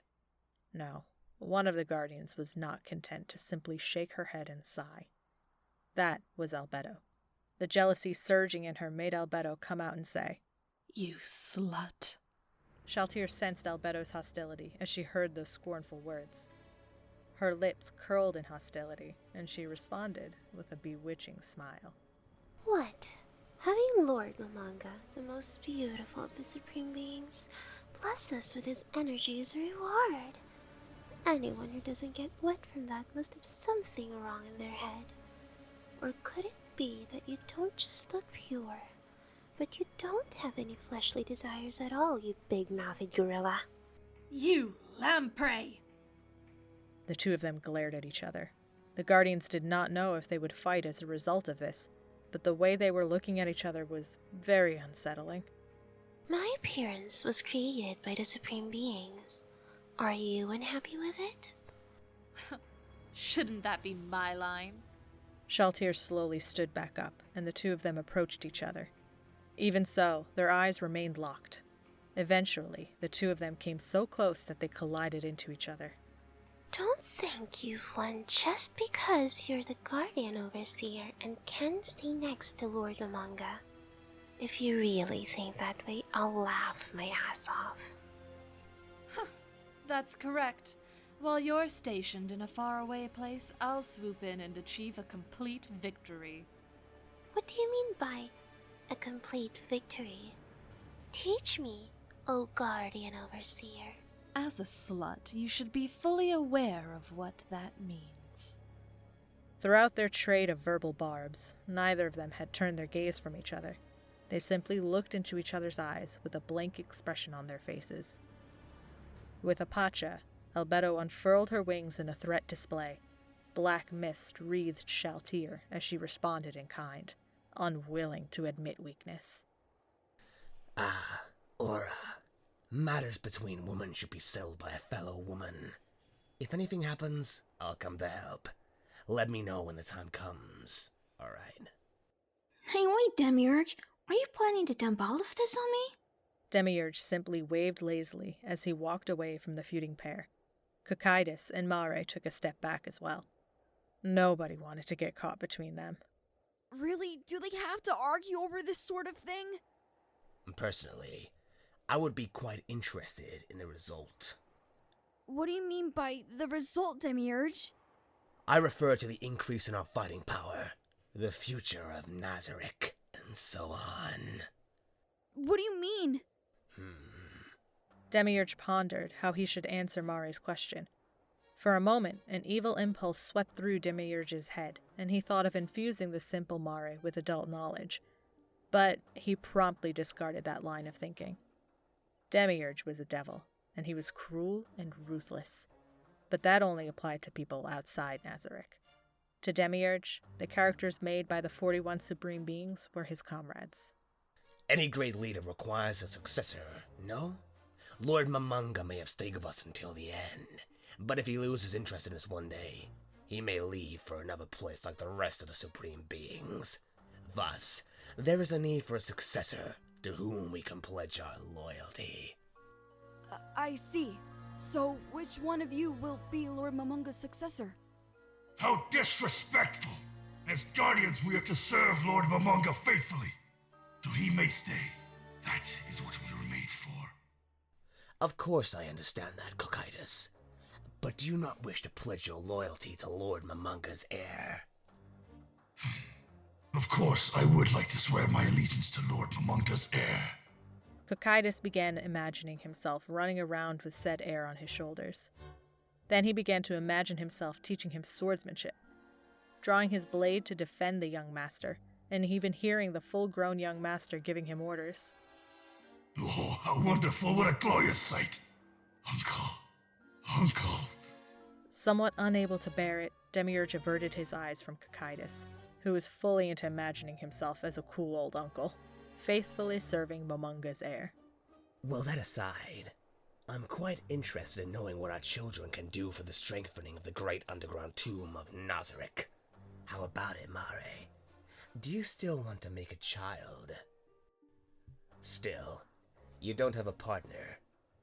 If you discover any humans, dark elves, wood elves, or similar species, would you kindly capture them for me? After thinking for a bit, Mare nodded and said, If it helps, Lord Mamunga, I'm willing to contribute. But how will I have children? Well, I'll teach you about that when the time comes. But if you decide to try some breeding experiments on your own, Mamunga might scold you. After all, the operations of Nazarick are perfectly balanced. That's true. I've heard all the underlines were created through careful calculations by one of the Supreme Beings. If we carelessly increase our numbers, we'll be scolded. I don't want to be scolded by Lord Mamunga. Of course. I don't want to be rebuked by the Supreme Beings either. If only I could set up a farm outside Nazarick. As Demiurge thought of this, he decided to mention the one thing nobody had teased him about. Ah, yes. Mare, why are you dressed as a girl? Mare grabbed at his miniskirt to hide his legs after Demiurge asked his question. This was Lady Buka Buka Chagama's decision. She said I was something called a trap, so it should have nothing to do with my gender. Oh, so this was Mistress Buka Buka Chagama's decision. Well then, those clothes should be fine on you. Although, should old boys dress in that way? The 41 Supreme Beings were no longer around, but even so, the mention of their names still compelled obedience. Or rather, in the great underground tomb of Nazarick, Mare was dressed as he should be, and nobody apart from another Supreme Being could change his wardrobe. I wonder if I should talk to Lord Mamunga about this. Perhaps old boys should be dressed like that. I say, Cocytus, it's time to wake up. After hearing his colleague's words, Cocytus shook his head several times, a deeply satisfied smile on his face. Ah, what a beautiful sight. Truly, it was everything I've dreamed of. Is that so? Well then, that's good. Are Albedo and Shalltear still fighting? The feuding pair's eyes were slightly averted. However, the one that answered Demiurge was the tired-looking Aura, standing by the side. Right now, they are arguing about the problem of who should be the first wife. It would be strange for the ruler of the great tomb of Nazarick to only have one wife. The question now is who is worthy of being Lord Mamunga's first wife. While that is quite an interesting question, we should probably discuss it later. Alright, Albedo, once you give us our orders, there'll be many things to do later on. Indeed, you are right. I need to issue orders soon. Shalltear, I'll discuss this matter with you at length soon enough. We'll need to spend some time on it. I have no objections, Albedo. No other matter is more worthy of our time. Very well. Then let us move on to our plans for the future. After seeing Albedo recover her dignity as the Guardian Overseer, all the Floor Guardians lowered their heads in respect. However, they did not genuflect. Of course they had to show their respect to the Guardian Overseer, Albedo, but she was not their master. While the 41 Supreme Beings had set her over all the other characters that they had created, but even the position of Guardian Overseer was merely one set down by the 41 Supreme Beings, and as such, the other Guardians needed only to pay her the respect due to her station. Thus, they lowered their heads to her. On her part, Albedo was not angry at this, because she knew that was the most correct course of action. Firstly, the dressing room, which adjoined Momonga's suite, was a chaotic mess of items, with hardly any place to put one's feet. There were items like capes, with which Momonga could equip himself, and suits of full plate armor, which he could not use at all. In addition to armor and other protectives, there were weapons ranging from magic staves to greatswords. This was truly an assortment of gear. Players could produce a nearly infinite variety of original magic items in Yggdrasil. Defeated monsters dropped data crystals, which formed a magic item when they were set into an item skin. Therefore, people would immediately buy item skins that they liked. That was the reason for this room's state. Momonga picked out a greatsword from the weapons in the room. Freed from its sheath, the silvery blade sparkled in the light. The runes carved into the blade's body sparkled as well, etching themselves into any onlooker's eyes. Momonga swung the greatsword around. It was as light as a feather. Of course, this was not because the blade was light, but because Momonga was very strong. Momonga was a mage, and his spellcasting stats were very high, but his physical stats were lower in comparison.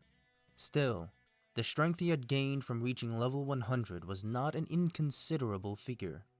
If he encountered weak monsters, he could easily pulverize them with his staff.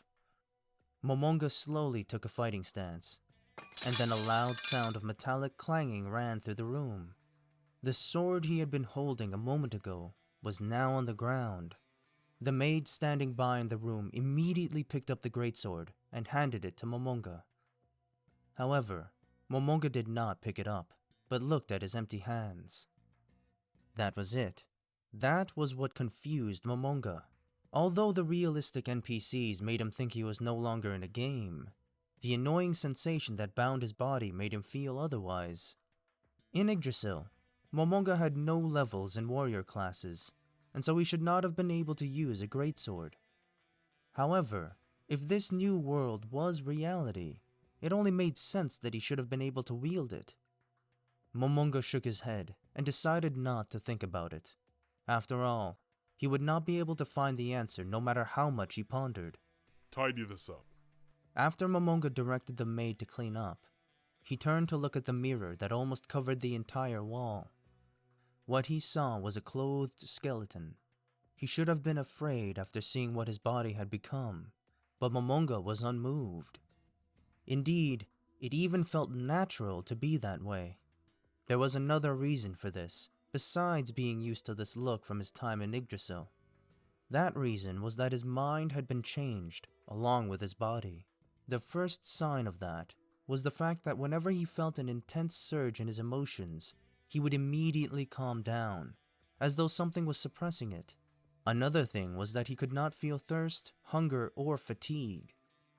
There might have been something resembling lust, but he had felt no excitement when he was caressing Albedo's soft breasts.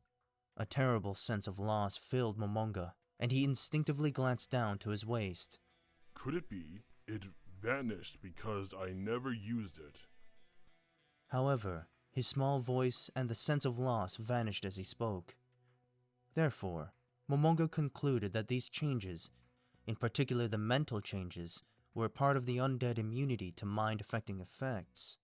Right now, he possessed an undead body and mind, but there were some remnants of his humanity left. Therefore, even when he experienced emotions, if they surged to a peak, they would be immediately suppressed. If he continued on like this, he might end up losing all his emotions in the future. Of course, even if that happened, it would hardly be a big deal, because no matter how this world turned out, or what happened to his body, his will was still his own. In addition, the NPCs like Shalltear and so on would be by his side. Perhaps worrying about becoming undead was premature. Create greater item. Once Momonga cast the spell, his body was sheathed in a suit of engraved full-plate armor. It glowed darkly, and its surface was covered in gold and silver patterns. It looked very expensive. He moved around in it to see how it felt. Although it was somewhat restrictive, he was not immobilized.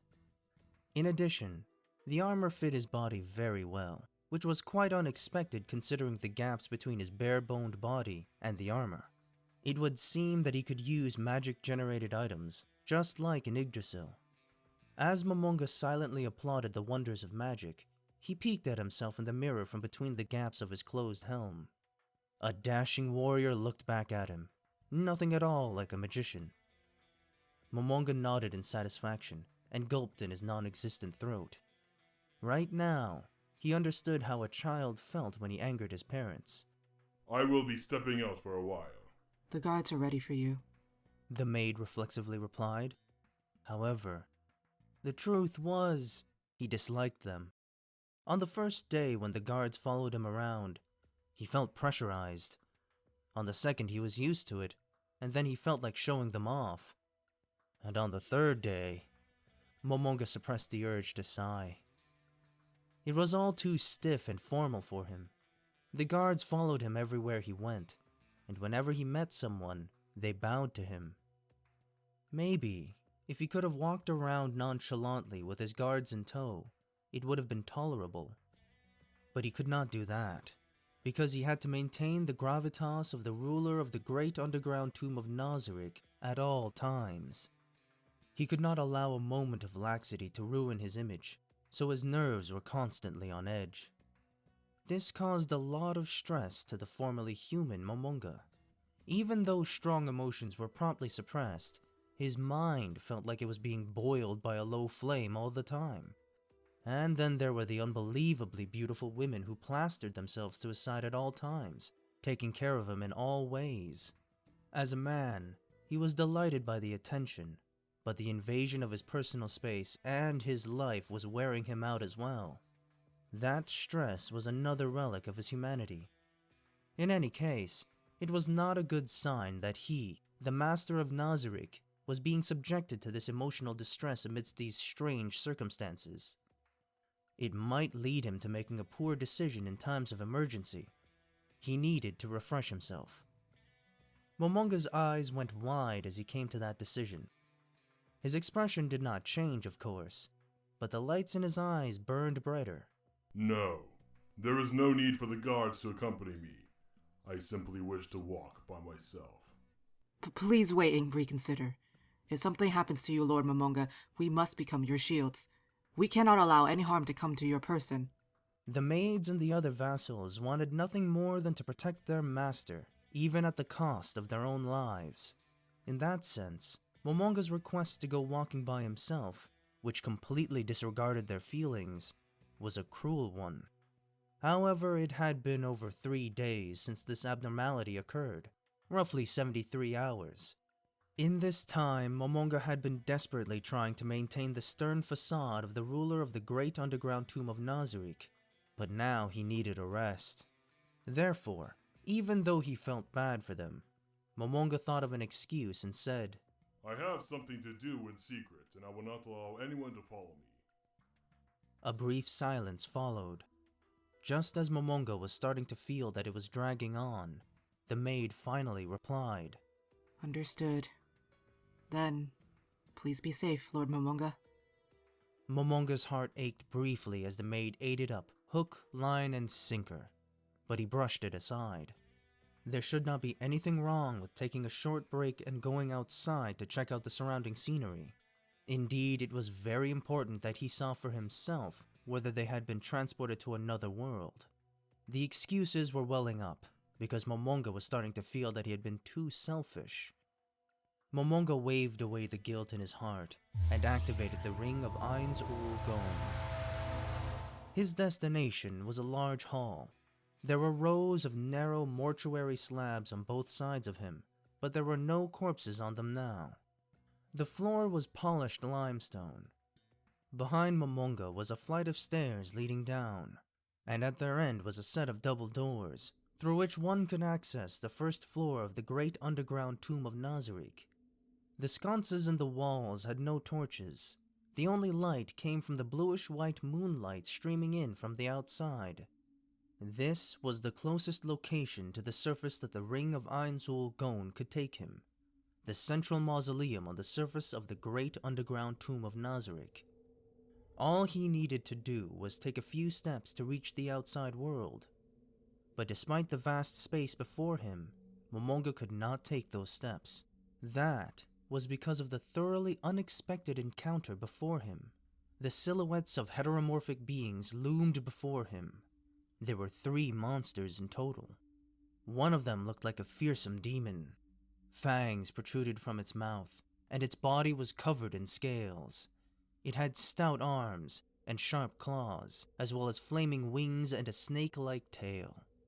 Another was a feminine-looking monster with a crow's head, dressed in a tight-fitting bondage outfit. The final one wore full-plate armor that was open at the chest, proudly revealing its abdominal muscles. If not for the black bat wings and the 2 horns protruding from its temples, it might have been mistaken for a beautiful young man.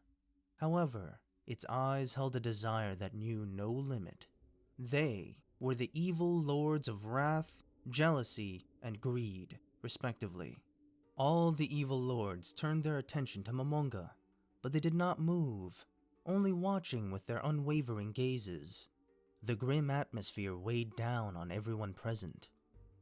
They were all monsters around level 80 or so, and they should have been assigned to sentry duty around the infernal shrine where Demiurge lived, near the gate to the 8th floor.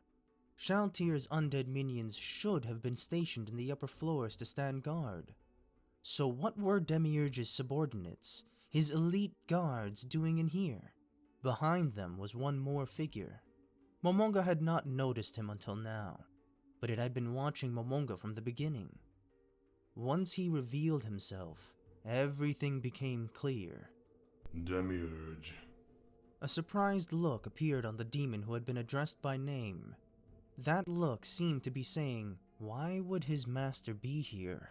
Or, why would there be a mysterious monster here?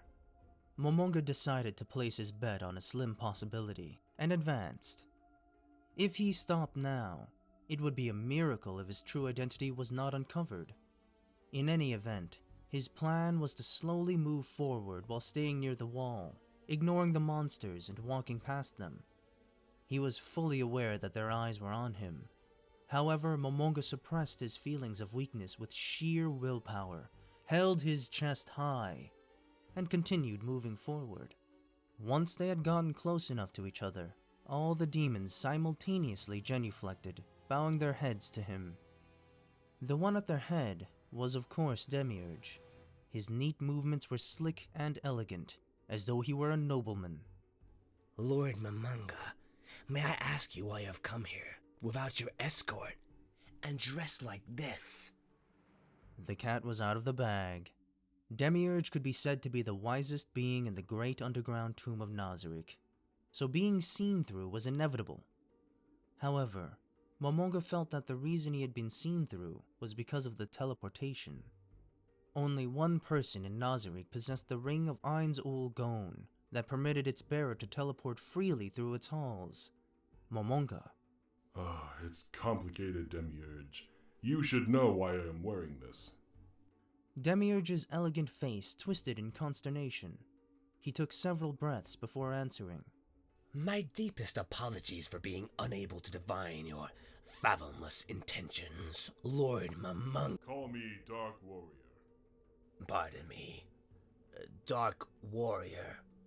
Demiurge seemed to have something to say, but Momonga tried his best to ignore it. Although it was a pretty embarrassing name, it made sense when one considered the names of other monsters in the game. The reason behind having Demiurge address him by a different name was quite simple. Although only Demiurge and his vassals were here at the moment, this place was an exit, and many underlings would be passing through here.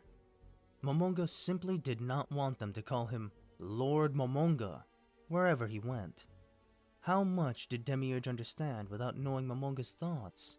Just then, a look of enlightenment filled Demiurge's face. I see. So that's what's going on. Eh? What's going on? Momonga stopped himself from speaking the words in his heart. As a mortal man, Momonga had no idea what conclusion that Demiurge, intelligent and cunning beyond measure, had come to after his ruminations. All he could do was hope that Demiurge realized his true intentions, as his head was covered in non-existent cold sweat under his helmet. I believe I have some grasp on your profound schemes, Sir Dark Warrior. Truly, there are considerations that only the ruler of this domain would have taken into account. However, I cannot allow your noble self to proceed unaccompanied. I am aware that it may inconvenience you, but I hope that in your boundless mercy, you will permit one of us to escort you. It can't be helped. Very well. I will allow one person to travel with me. Demiurge smiled elegantly. My deepest thanks for humoring my selfish request, Sir Dark Warrior. Just call me Dark Warrior. You can dispense with the honorifics. How could I? To do so would be unforgivable. Of course, I can obey such an order while acting as a spy or performing special missions. But within the great tomb of Nazarick, how could anyone not show the respect due to yourself? Lord Momonga, no, Sir Dark Warrior. Demiurge's passionate monologue moved Momonga a little, and he could not help but nod in approval.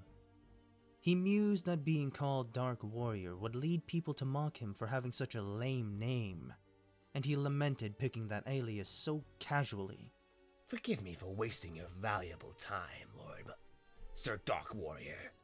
Then, you lot will have to wait here for orders, and explain to the others that I am on the move. Understood, Lord Demiurge. Well, it seems your subordinates approve as well. Then, Demiurge, let us be off. Momonga walked past the bowing Demiurge, who raised his head and followed his master. Why was Sir Dark Warrior dressed like that? I do not know, but there should be some reason for it. The remaining evil lords muttered to each other in confusion. After all, they had not seen through Momonga's disguise because he teleported here. Momonga had no idea of knowing this, but the denizens of the Great Tomb of Nazarick, or rather, all of Ainz servants, radiated a certain aura that the servants could sense in order to determine whether a stranger was friend or foe. Within the guild, the aura of the 41 supreme beings that ruled Nazarick, now reduced to Momonga alone, was enough to tell them that the one before them was their absolute ruler.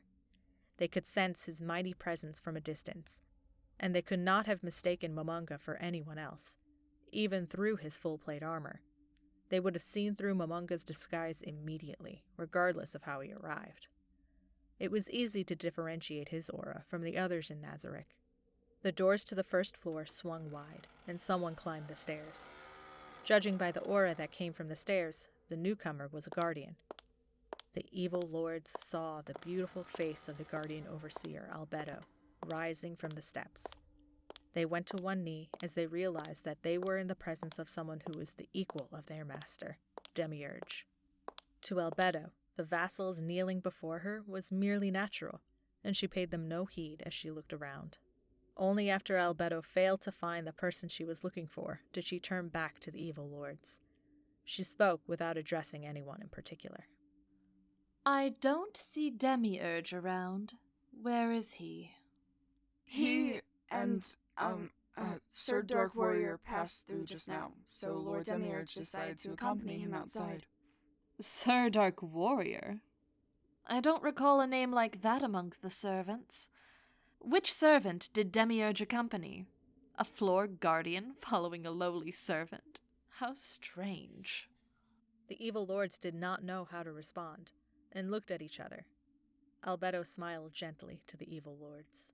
Could it be that mere servants like you dare to deceive me? Her tender, final warning made the evil lords shiver, and they realized that they could not keep hiding things from her. When Sir Dark Warrior came here, Lord Demiurge concluded that he was a person worthy of our respect. Lord Momonga came here? Albedo's voice seemed to crack a little, and so the evil lords calmly replied. His name was Dark Warrior. And his guards? Did Demiurge receive some notification from Lord Momonga? But I already arranged to meet him. So does this mean Demiurge did not know Lord Momonga was coming? Oh, forget it. I need to change and bathe. Albedo touched her clothing. Her clothes were dirty from her work. Her hair was tangled at the ends, as were her wings. However, such petty imperfections could not begin to diminish the appeal of a world-class beauty like Albedo. It was insignificant, like the loss of a point or two out of 100 million. However, to Albedo, even the slightest blemish on her appearance was a mark of failure. She could not show this filthy self of hers to the man she loved so dearly. The nearest bath. The one at Shalltear's place? But then she might get suspicious. Although, I'll just have to bear with it. You lot, go to my room and prepare my clothes. Quickly! Just then, one of the evil lords called out to Albedo, who was pacing around. She was the demon general of envy. Mistress Albedo, though it might be rude, would your present attire not be better? What do you mean? Albedo angrily retorted as she stopped in her tracks. She thought the other woman wanted Momonga to see her in this unkempt state. No, I simply meant that a beautiful woman like yourself would be best served by showing the signs of your hard work. In the end, you will still benefit. Will you not, Mistress Albedo? The other evil lords added their suggestions.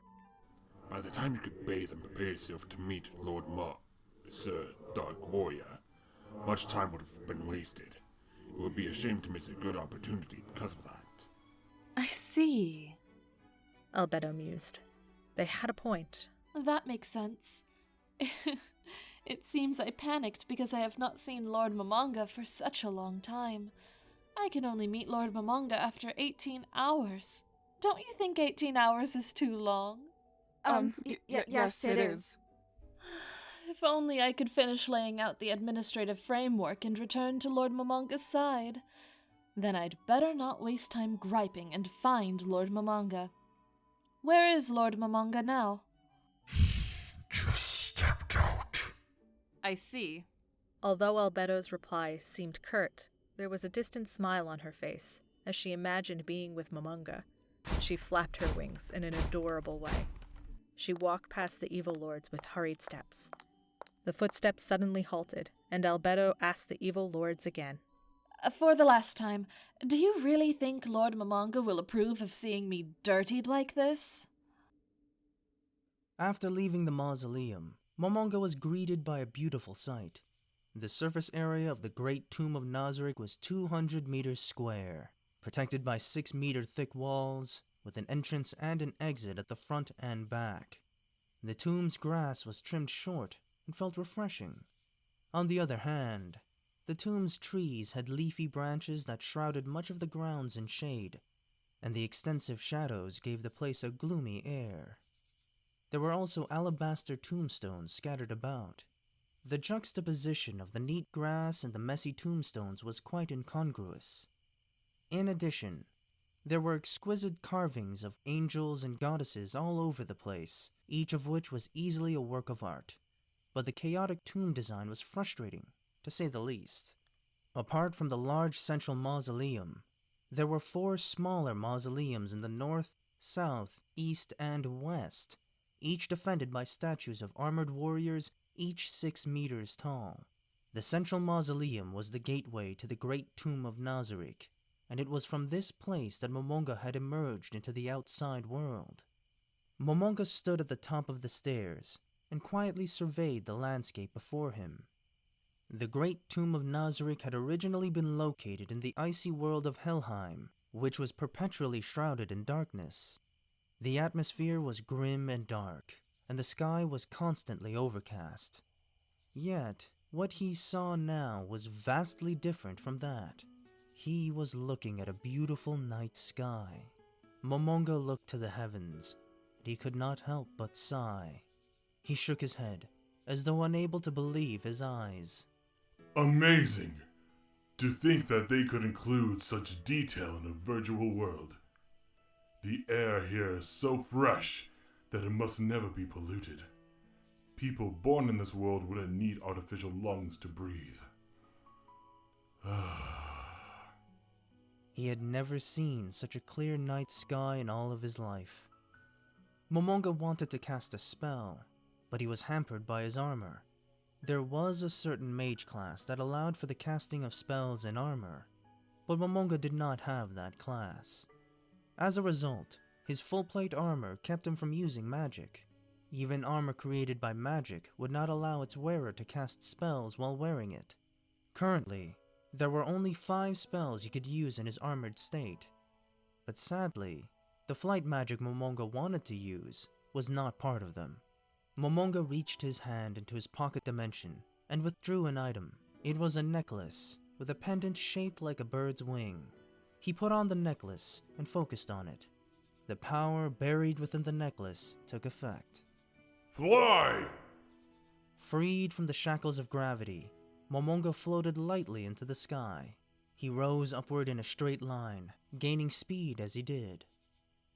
Although Demiurge was frantically trying to catch up, Momonga paid him no heed and ascended steadily. Before he knew it, he was several hundred meters in the air. Only then did Momonga's body slow down. He forcefully cast aside his helmet and said nothing. No, as he looked down at this world, he could not say anything. The blue-white light of the moon and stars chased away the darkness of the land. The grasslands, ruffled by a gentle wind, seemed to be glowing. The countless stars and the moon gave off their own radiance as well, shining brilliantly against the light coming from the earth. Momonga could not help but sigh. This is beautiful. No, beautiful would not begin to describe this. What would Blue Planet say if he were here? What would he do if he saw this world, whose air, land, and water had not been polluted? Momonga recalled his comrade from the past, the man who had showed up for the guild's offline meetings, whose stony face had broken into a delicate smile when he was praised as a romantic. That gentle man who loved the night sky. No, he loved nature, which had been polluted and almost completely destroyed. He played Yggdrasil because he appreciated those scenes which no longer existed in reality. He had built the 6th floor with his sweat, blood, and tears. Its night sky was his personal design, and it was a reproduction of the idealized world in his heart. That man who loved nature was always particularly excited when the topic came up. Some might even call it an obsession. How excited would he be if he could see this world? How passionately would he declaim its glories in his baritone voice? Momonga suddenly realized that he missed his old friend very dearly. Hoping to hear him expounding his wide knowledge again, he looked to the side. There was nobody there. There could not be anybody there. The somewhat hurt Momonga heard the flapping of wings, and the transformed Demiurge appeared before him. This was Demiurge's half-demon form, with a pair of large black leathery wings growing from his back and the face of a frog. Certain heteromorphic creatures had multiple forms. In Nazarick, Sebas and Albedo had other forms as well. Although it was troublesome to train up levels in heteromorphic racial classes, they were very popular because they had different forms like final bosses in a game. In particular, people were fond of how these heteromorphic beings were weaker in their human and demi-human forms, but more powerful in their fully monstrous forms. Momonga turned away from Demiurge, who was partially transformed into a demon, and looked to the sparkling stars in the sky once more. He spoke softly, as though to his absent friends. To think one could see so far, just by the light of the moon and the stars. It's hard to believe that this world is real. Blue Planet, this world is like a chest of jewels. Perhaps it is.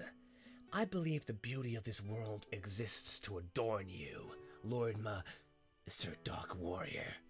Demiurge said in a reverent voice. The sudden statement sounded like it was finding fault with his memories of his comrades, and it upset Momonga. However, the anger faded as he gazed upon the beautiful sight before him. In addition, the act of overlooking this world, which seemed so tiny before him, made him feel that perhaps it wasn't a bad idea to play the role of an evil overlord. Indeed, it is beautiful.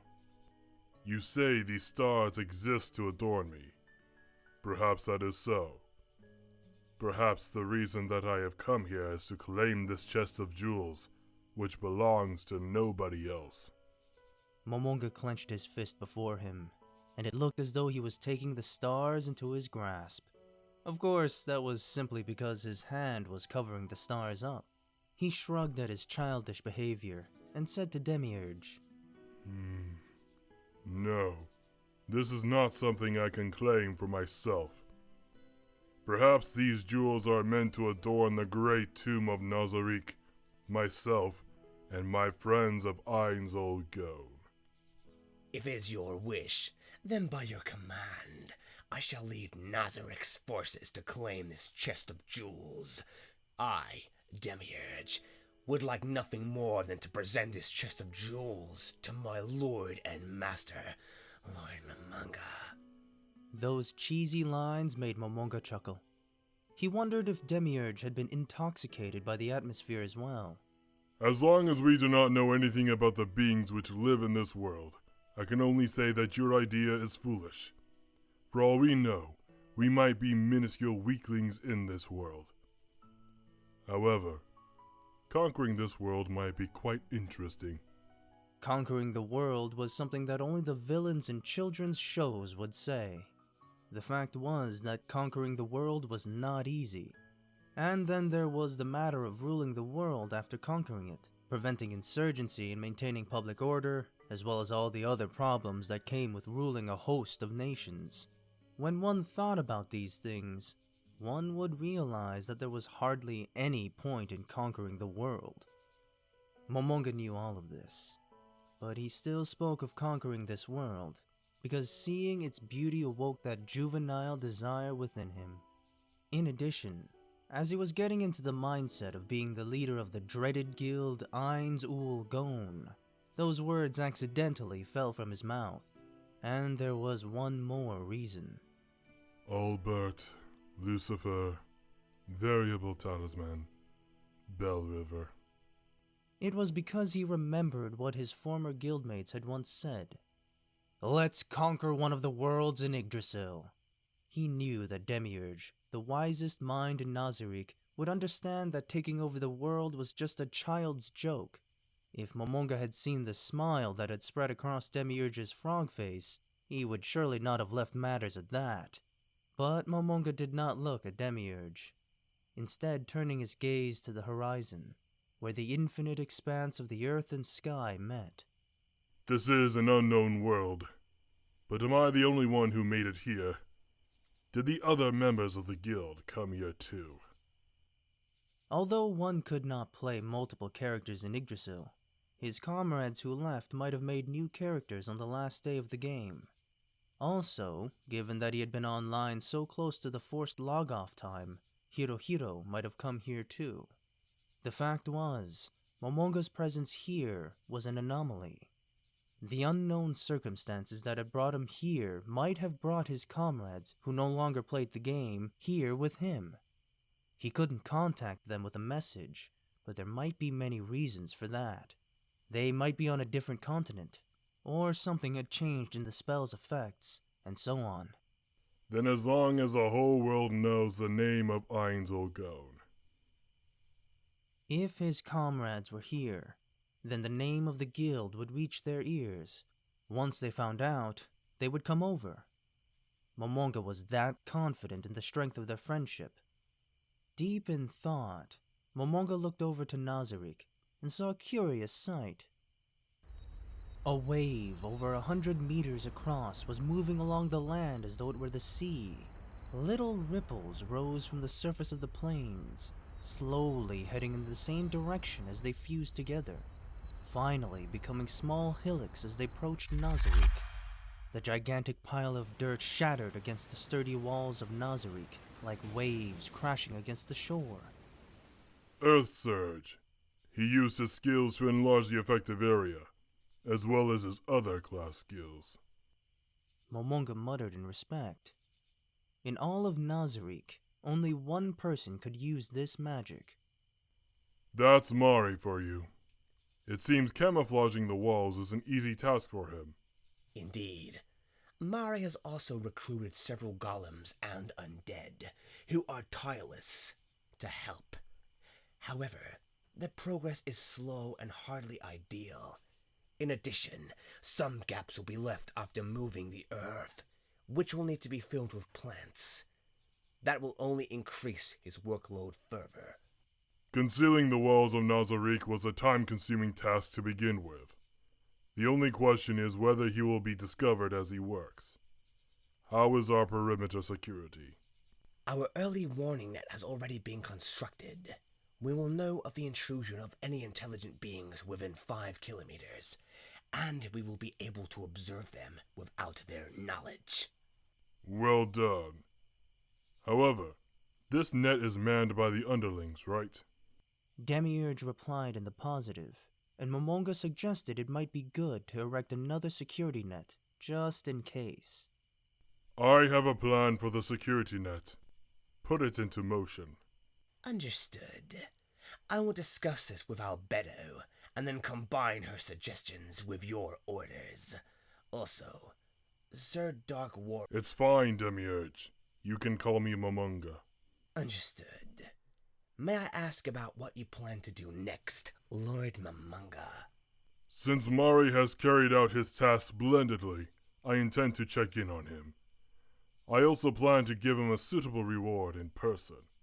A smile appeared on Demiurge's face. It was a gentle look that seemed completely out of place on a devil's face. I believe your thanks will be the finest reward he can receive, Lord Momonga. My deepest apologies. I suddenly remembered something I have to do. As for Mari... It's fine. You may go, Demiurge. As Demiurge spread his wings to fly off, Momonga aimed for a point on the ground and landed, donning his helmet along the way. The dark elf near Momonga's destination seemed to notice his descent, and looked up, surprise written all over his face as he saw Momonga. Mari ran over with a ta-ta-ta sound as Momonga landed upon the ground. The hem of Mari's skirt fluttered around his thighs as his legs pumped up and down. For a moment, something peeked out from below, then vanished again. No, Momonga was not interested in looking under Mari's skirt. He was just curious about what he wore underneath it. Welcome, Lord Momonga. Mari, there is no need to be nervous. Take your time and go slowly.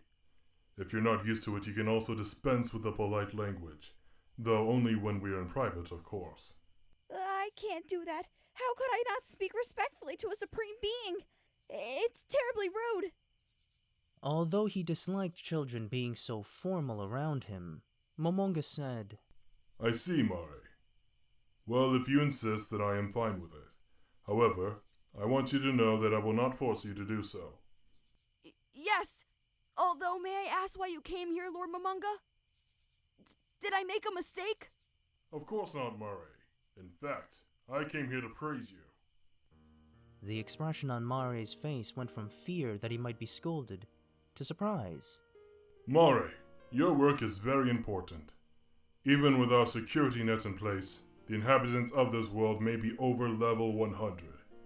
If we are faced with opponents like that, concealing the Great Tomb of Nazarick will be our top priority. Mare nodded furiously in agreement. Which is why, Mare, I wanted to let you know how satisfied I am that you have carried out your task.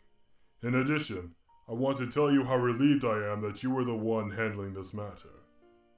One of the ironclad rules of society that Momonga believed in was that a good boss should compliment the good work of his subordinates. The Guardians thought highly of him. Conversely, in order to have them continue to be loyal to him, Momonga had to act in a way that was worthy of their praise. Allowing these NPCs that his guild members had made together to feel disappointment or betrayal because of his actions would shatter his golden record as a guildmaster. It would be like a mark of failure branded on Momonga. Because of that, Momonga had to be careful to maintain the air of authority befitting a ruler when he spoke to the NPCs. You understand what I'm saying, don't you, Mare? Yes, Lord Momonga.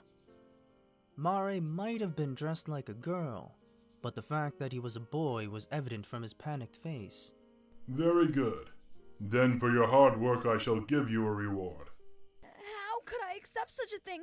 I was simply doing my duty. You deserve a reward for your good performance. It's only natural. It's not like that. We exist to give our all for the supreme beings. So working hard is only to be expected. This back and forth went on for a while, and the two of them could not meet in the middle. Momonga decided to cut this sequence of events short. Then, how about this? In exchange for this reward, continue your service to me. That should do it. Is that really alright? To cut him short, Momonga produced the reward in question. A ring. Lord Momonga, you've taken the wrong item out! No, It can't be! That's the ring of Ainz Ulgon! A treasure which only a supreme being could possess! I can't accept a reward like that! Momonga was shocked at how the unexpected reward was making Mare tremble.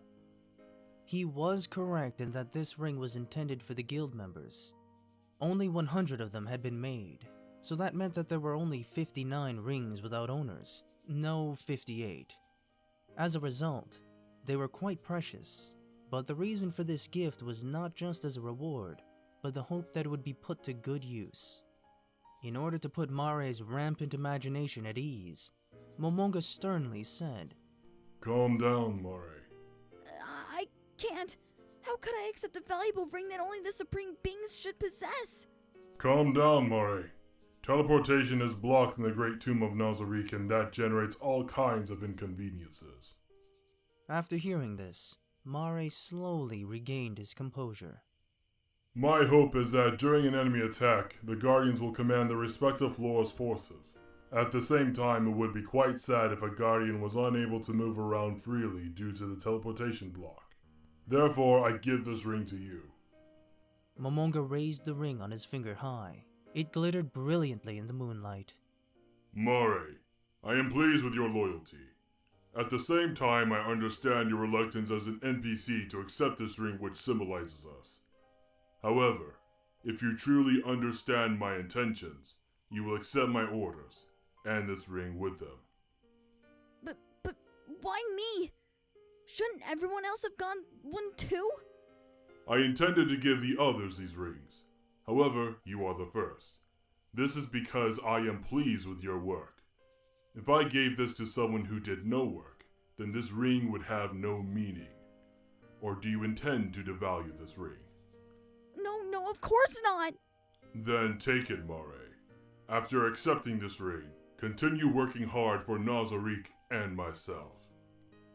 Mare nervously reached out his hand and slowly accepted the ring. Momonga felt somewhat guilty as he watched Mare. The truth was that he had an ulterior motive for giving him the ring. That was because once Mare had the ring, it would be more difficult for people to tell that Momonga was teleporting around. As Mare put on the ring of Ainzul Gon, it immediately changed its dimensions to fit Mare's slender fingers. He could not help but stare at the ring on his finger, sighing in relief. Then he turned to Momonga and bowed deeply. Lord Momonga? Thank you for this great gift. I promise that from today onward I will work harder so I do not disappoint you. Then I'll trust you with it, Mare. Yes, Lord! A determined look appeared on Mare's face as he gave his immediate answer. Why had Buka Buka Chagama, who had designed Mare, dressed him like this? Was it to dress him differently from Aura? Or was there another reason? Just as Momonga was pondering this question, Mare asked a question of his own. Excuse me, Lord Momonga? Why are you dressed like that?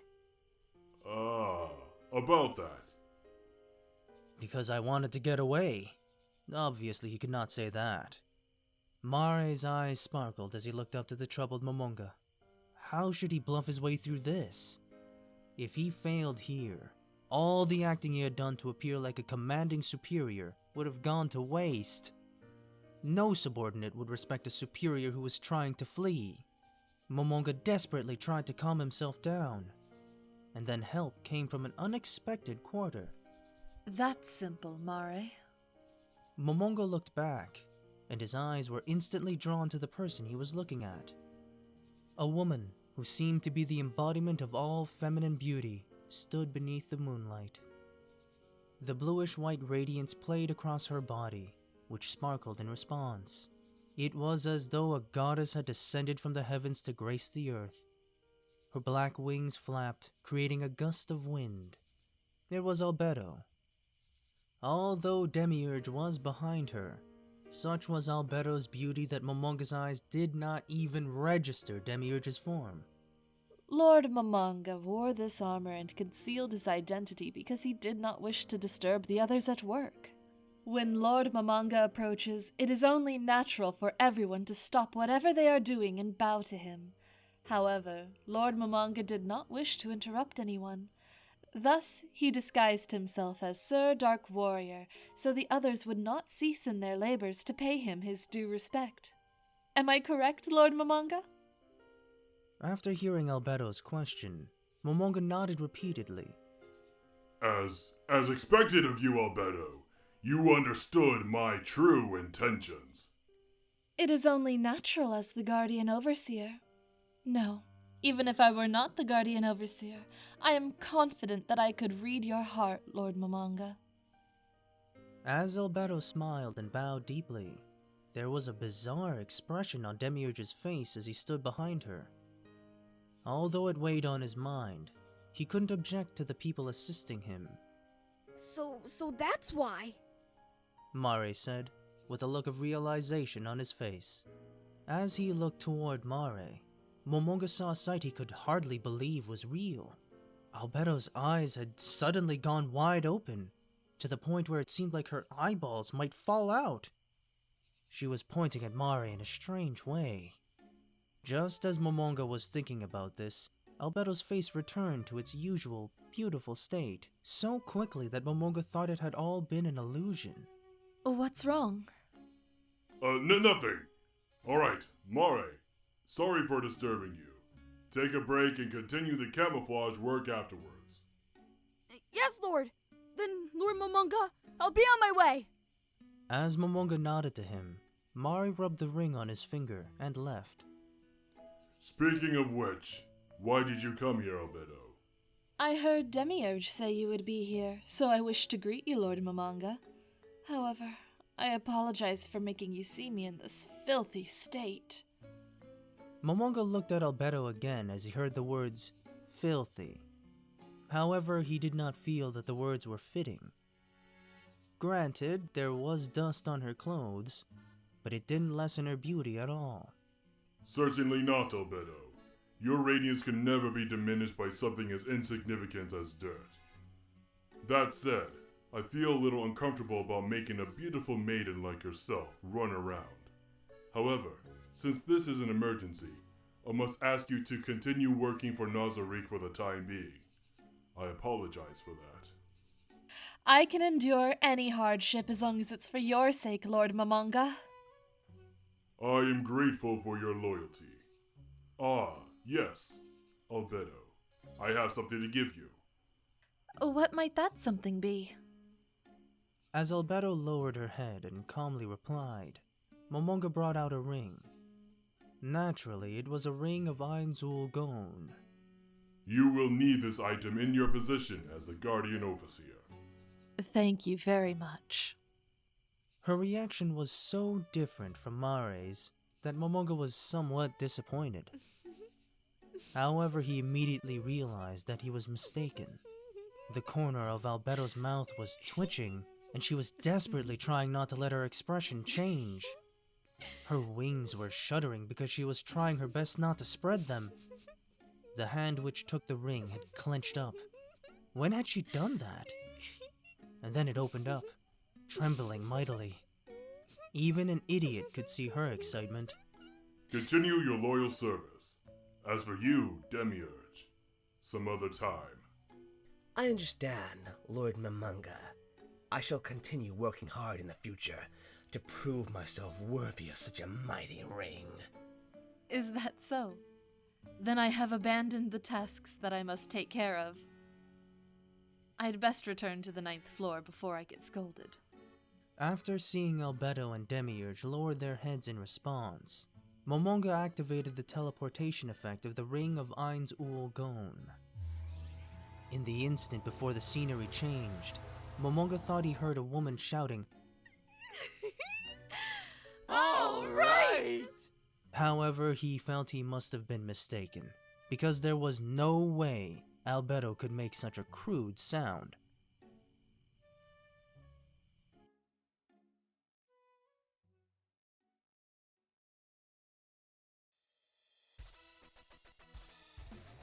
Well, I must say, that was probably our longest part yet. But I feel like it was perhaps satisfying in a way. Could it be due to all of us making our grand debut? I would not doubt that. After all, who doesn't love me? Lord Ainz. What the hell did you just say? Need I say it again? Very well. Lord Ainz doesn't love you. Oh, that's rich! Coming from the succubitch who hasn't even shared a bed with Lord Ainz. You're one to talk, you blood-sucking leech. Oh! Sure. Go for the low-hanging fruit of calling me a leech, you stupid, horny, fat-breasted, big-mouthed gorilla.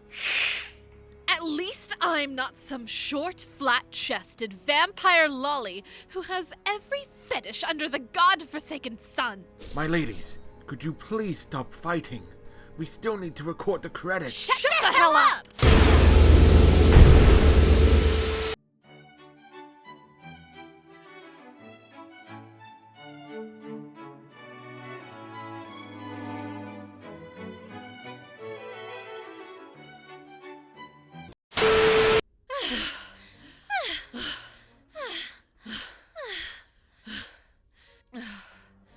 You know, as much as I hate to admit it, the skeleton did have a point.